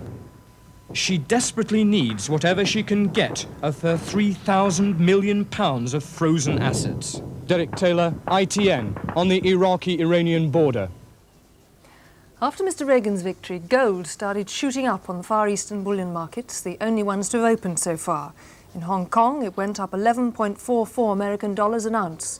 Dealers said many investors believe the risk of war is greater with the Republican president in office. The New York and London money markets haven't opened yet. Last night, the pound stood at $2.4540. The New York money markets were closed because of the election. In Japan, where today's market has just closed, the pound closed at 2.4450 yen. And in Sydney, the pound went up 12 points against the Australian dollar. On the share market, the Dow Jones index in New York was also closed for the election. And in London, the FT index closed 2.1 points down at 480. In Tokyo, the Nikkei Dow Jones index closed a short time ago. It was up 26.48 points at 7175.85. And on the Sydney Stock Exchange, the all-share index was up 3.9 points at 1027.44, which is a record high. Here at home, the big story is the Labour leadership battle, who'll now get the votes of the two candidates who've dropped out. Mr. Dennis Healey and Mr. Michael Foot are left in the second leadership ballot, which will close on Monday. In the first ballot, Mr. Healey led with 112 votes. Mr. Foot got 83, Mr. John Silkin took 38 votes, and Mr. Peter Shaw 32. That meant Mr. Silkin and Mr. Shaw dropped out, and it's those votes Mr. Healey and Mr. Foot camps will now be out to get. Our political correspondent, David Walter, has this report. Between them, the two candidates who were knocked out picked up 70 votes. So there are now 70 MPs who will have to decide between Michael Foot and Dennis Healey as their second choice. Healey needs 23 of their votes to win. Foot has to get 52. But Mr. Silkin and Mr. Shaw themselves have now both come out for Mr. Foot. So how do they see their supporters voting next time? I would not really like to forecast at this stage how they will divide. I'm very conscious of the fact they will divide. I could think of a number of people whom I would say would be very natural supporters for Mr. Foot. Others are not so easily identified, and they're probably the people whose votes are going to be decisive. So the fact that you've said that you're for Mr. Foot doesn't necessarily suggest that the majority of your supporters would go the same way? No, I think that would be, in a sense, a kind of, almost an impertinence of me to say that, and I wouldn't say it. The interesting thing about my votes is that they fall almost equally in the three wings of the party. A third on the left, a third in the centre, and a third on the right. And I imagine that the two wings, I don't know, will tend to go towards Michael Foot and Dennis Healey. The fight, therefore, I think will be about the votes in the centre. I can't myself give advice to my supporters for that reason. I personally will be voting for Michael Foot, but they'll have to make up their own minds. Well, on that evidence, it looks like a very tight finish. Tighter certainly than Mr. Healey's camp were hoping before the first ballot. But Healey's supporters, like Mr. Roy Hattersley, still believe that their man can scrape through. Some of the people who voted for both John Silkin and Peter Shaw are not by any wild stretch of the imagination traditional left-wingers. The strength of both those candidates and their position in their party is in part dependent on them pulling votes from the centre of the party. And some of those centrists will go to another centre party candidate, Dennis Healey. Michael Foot's supporters are encouraged by the result and believe that their candidate has a real chance for victory on Monday. Sam Hall snatched a word with a very cheerful Mr. Foot late last night and asked him how he felt about what Mr. Shaw and Mr. Silkin had said. I'm very grateful for what they've said. I think that Peter Shaw has emphasised generously what he thinks about the situation. I believe in all that helps me. Both of them are old friends of mine, and I think that helps me too. Where do you think their votes are going to go? Overwhelming bulk of both of them will go to me, but I'm not making any statistical calculations at this hour of night. Of course, if Mr. Foot does lose narrowly to Mr. Healey on Monday, the fight won't be over. There's still the prospect of a second election under new rules next year. With the parliamentary parties so evenly divided over their choice, an electoral college might have little hesitation in overturning their decision. And now the weather, and here's the weather that you can expect today, region by region. In northwest Scotland, it's going to be a dry day, generally cloudy, but with the odd glimpse of sun. A similar story for the rest of Scotland, though most places can expect the odd light shower. Perhaps a few showers in the north of England, north of Ireland, as well, but sunny intervals too. And for northern England, scattered showers, especially in the east, with the best of any sunshine west of the Pennines. Wales will have a mostly dry day, mainly cloudy, but some sunny moments. And across the Midlands, cold and cloudy with a shower here and there. In central, southern and southwest England, cloudy and breezy. Cornwall should have a bright morning, and East Anglia and southeast England might get a few flakes of snow and some scattered showers. This cold weather everywhere is likely to continue into tomorrow, and sorry to tell you, some snow and sleet is on the way. Really chilly. It's just after 22 minutes to 8.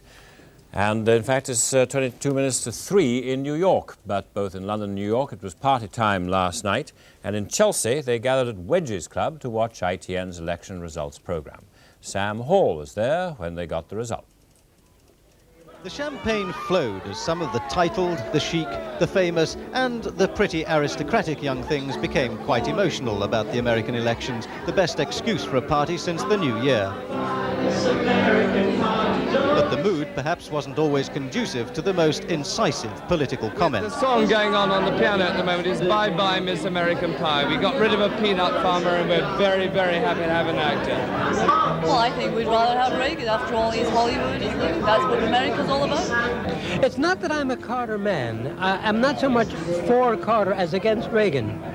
I don't think one can work up a great enthusiasm for Carter, but I think that Reagan, in my opinion, is a disaster.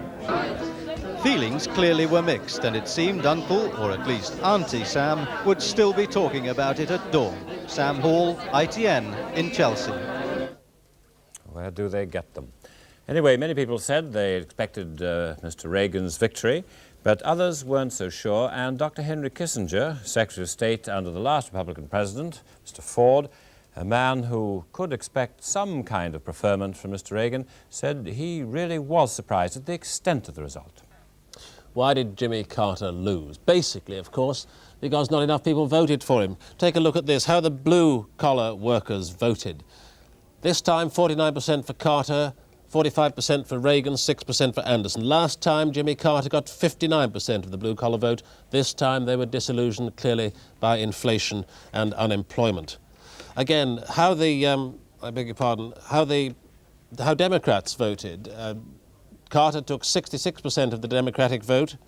Reagan took 27% and Anderson 7%. Last time, Jimmy Carter managed to get 80% of Democrats to vote for him.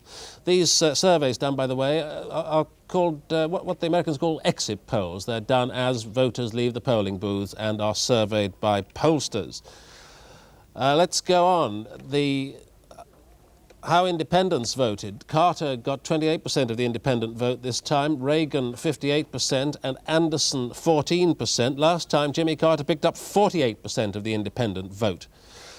How Jewish people voted. President Carter picked up 48% only this time. Last time he picked up 68%. And 36% to Governor Reagan. Last time Jerry Ford got 32% in '76 and John Anderson 16%. How Catholics voted. Jimmy Carter this time, 43% of Catholics went for him, compared with 55% last time and 47% this time for Ronnie Reagan, compared with 45% for Jerry Ford in '76. The men's vote, Carter took 35% of men's votes this time, compared with 52% in '76, 56% going for Ronnie Reagan and 9% for Anderson, and Carter took just 45% of the women's vote this time, compared with 52% last time. 46% going to Reagan and 9% to John Anderson. Alastair. Just after 6 minutes to 8. In fact, 2 states are still to report. As you saw while Peter was speaking, in Arkansas, President Carter leads by just 136 votes out of 662,000 cast. He's also leading in Hawaii. One member of the Carter family is taking it with some equanimity. Mr. Billy Carter says he's disappointed that his brother lost, but he was happy that Senator Birch Bayh had been defeated. Senator Bayh had been the head of the Senate committee looking into Mr. Billy Carter's business deals with Libya. And Mr. Billy Carter said, "I was pleased that Senator Bayh was defeated." He said, "Of course, that put another Republican in, but I was still very, very pleased to see that guy go." Well, it may, of course, be the end of Mr. Billy Carter's ability to astonish us and sometimes to surprise his brother. Anyhow, at the moment, the American election is over and done. It's the future that we have to look forward to, and we're looking at that and at other points in the news, coming back in just a few minutes.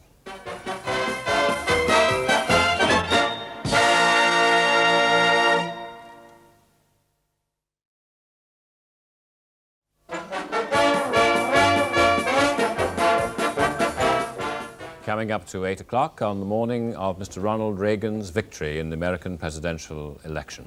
He has swept the country, and it may well be that he has also carried in enough senators for the Republicans to be able to organize the Senate for the first time since President Eisenhower's day. The other headlines, Anna. The official Soviet news agency TASS has reported Governor Reagan's victory without comment. Japan, Taiwan and South Korea have welcomed it, and the official Communist Party paper in Poland got the result right. Israel's Prime Minister, Mr. Begin, sent his congratulations to Mr. Reagan. But Mr. Reagan's success sends the price of gold shooting up in the Far East money markets. At home, Mr. Healy and Mr. Foote will be contesting the final ballot for a new leader of the Labour Party. And now, a word from Norman Rees, who's in New York, our American correspondent, on how the election has gone. Norman. Well, Alastair, most of America is now in bed at this hour. They'll wake up here on the East Coast shortly to a new America, a nation that has made a decisive move in a new direction. The overwhelming victory of Ronald Reagan has confounded the pollsters and devastated the supporters of President Carter. But there are no ifs and buts over this result. Ronald Reagan has a mandate from the American people almost unequaled in recent history. There's a recognition of that here, and Democrats, those in authority, senators and congressmen on Capitol Hill, have been talking about coming to terms with the new incoming administration. There are major changes ahead in practically all aspects of American policy. Economic changes. Mr. Reagan has promised a 30% tax cut, a cut in federal programs. Then there are his promised changes in defense policy, a beefing up of America's armed forces, a scrapping of the SALT II arms limitation treaty, and an attempt to renegotiate a new arms control agreement with Russia from a new position of strength. The mood here in America, as people take all this in, is still one of shock. They were prepared for a Reagan victory, but not a Reagan landslide, certainly not one of these proportions. They wait here to see how candidate Reagan will shape up as President Reagan. He shares at least one thing with Jimmy Carter. The experience he brings to the White House is that of governing a state. That experience proved insufficient to carry Jimmy Carter through a testing 4 years at the White House. But Ronald Reagan may perhaps have learned a little from Mr. Carter's mistakes. Alastair? Well, now, Norman, it does seem from what you say that you feel that America has voted against President Carter rather than for Mr. Reagan. How did that happen? Yes, I think there was a large element of a protest vote against President Carter, and I think it happened purely on President Carter's economic record. It was the major theme of Ronald Reagan's campaign, a very successful campaign.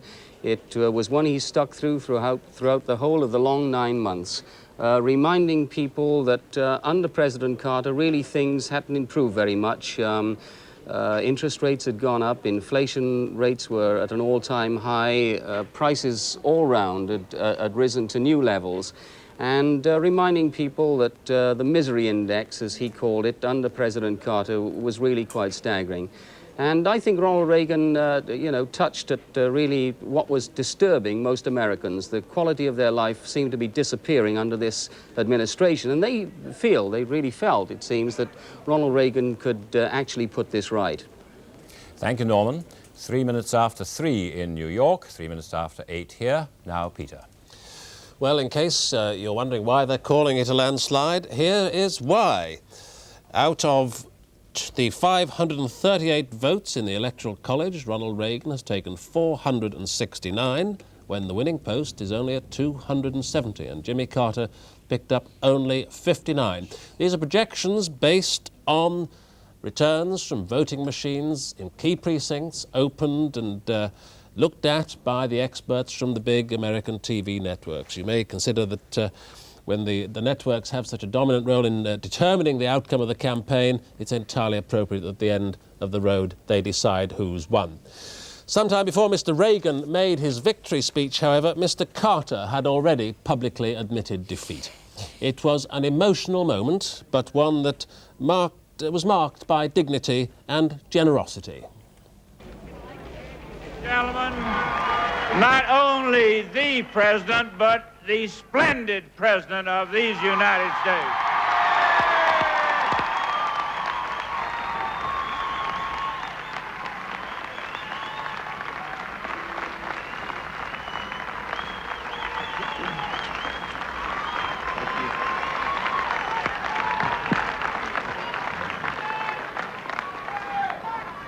I promised you 4 years ago that I would never lie to you, so I can't stand here tonight and say it doesn't hurt.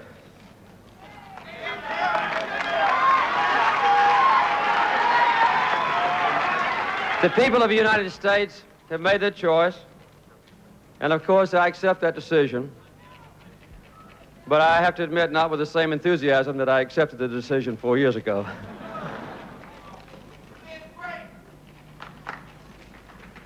I might say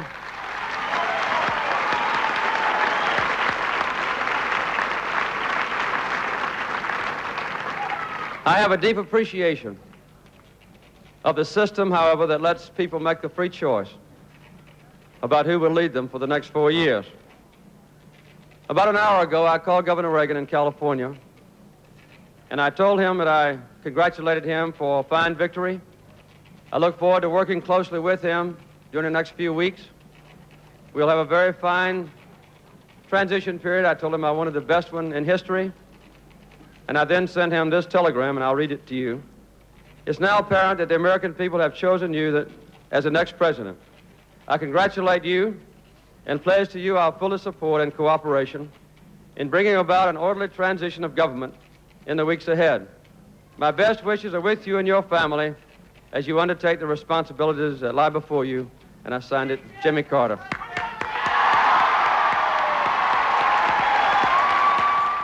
Mr. Carter's concession of defeat was one of the earliest in American history. He telephoned Mr. Reagan hours before polling stations in the Midwest and the far West had closed.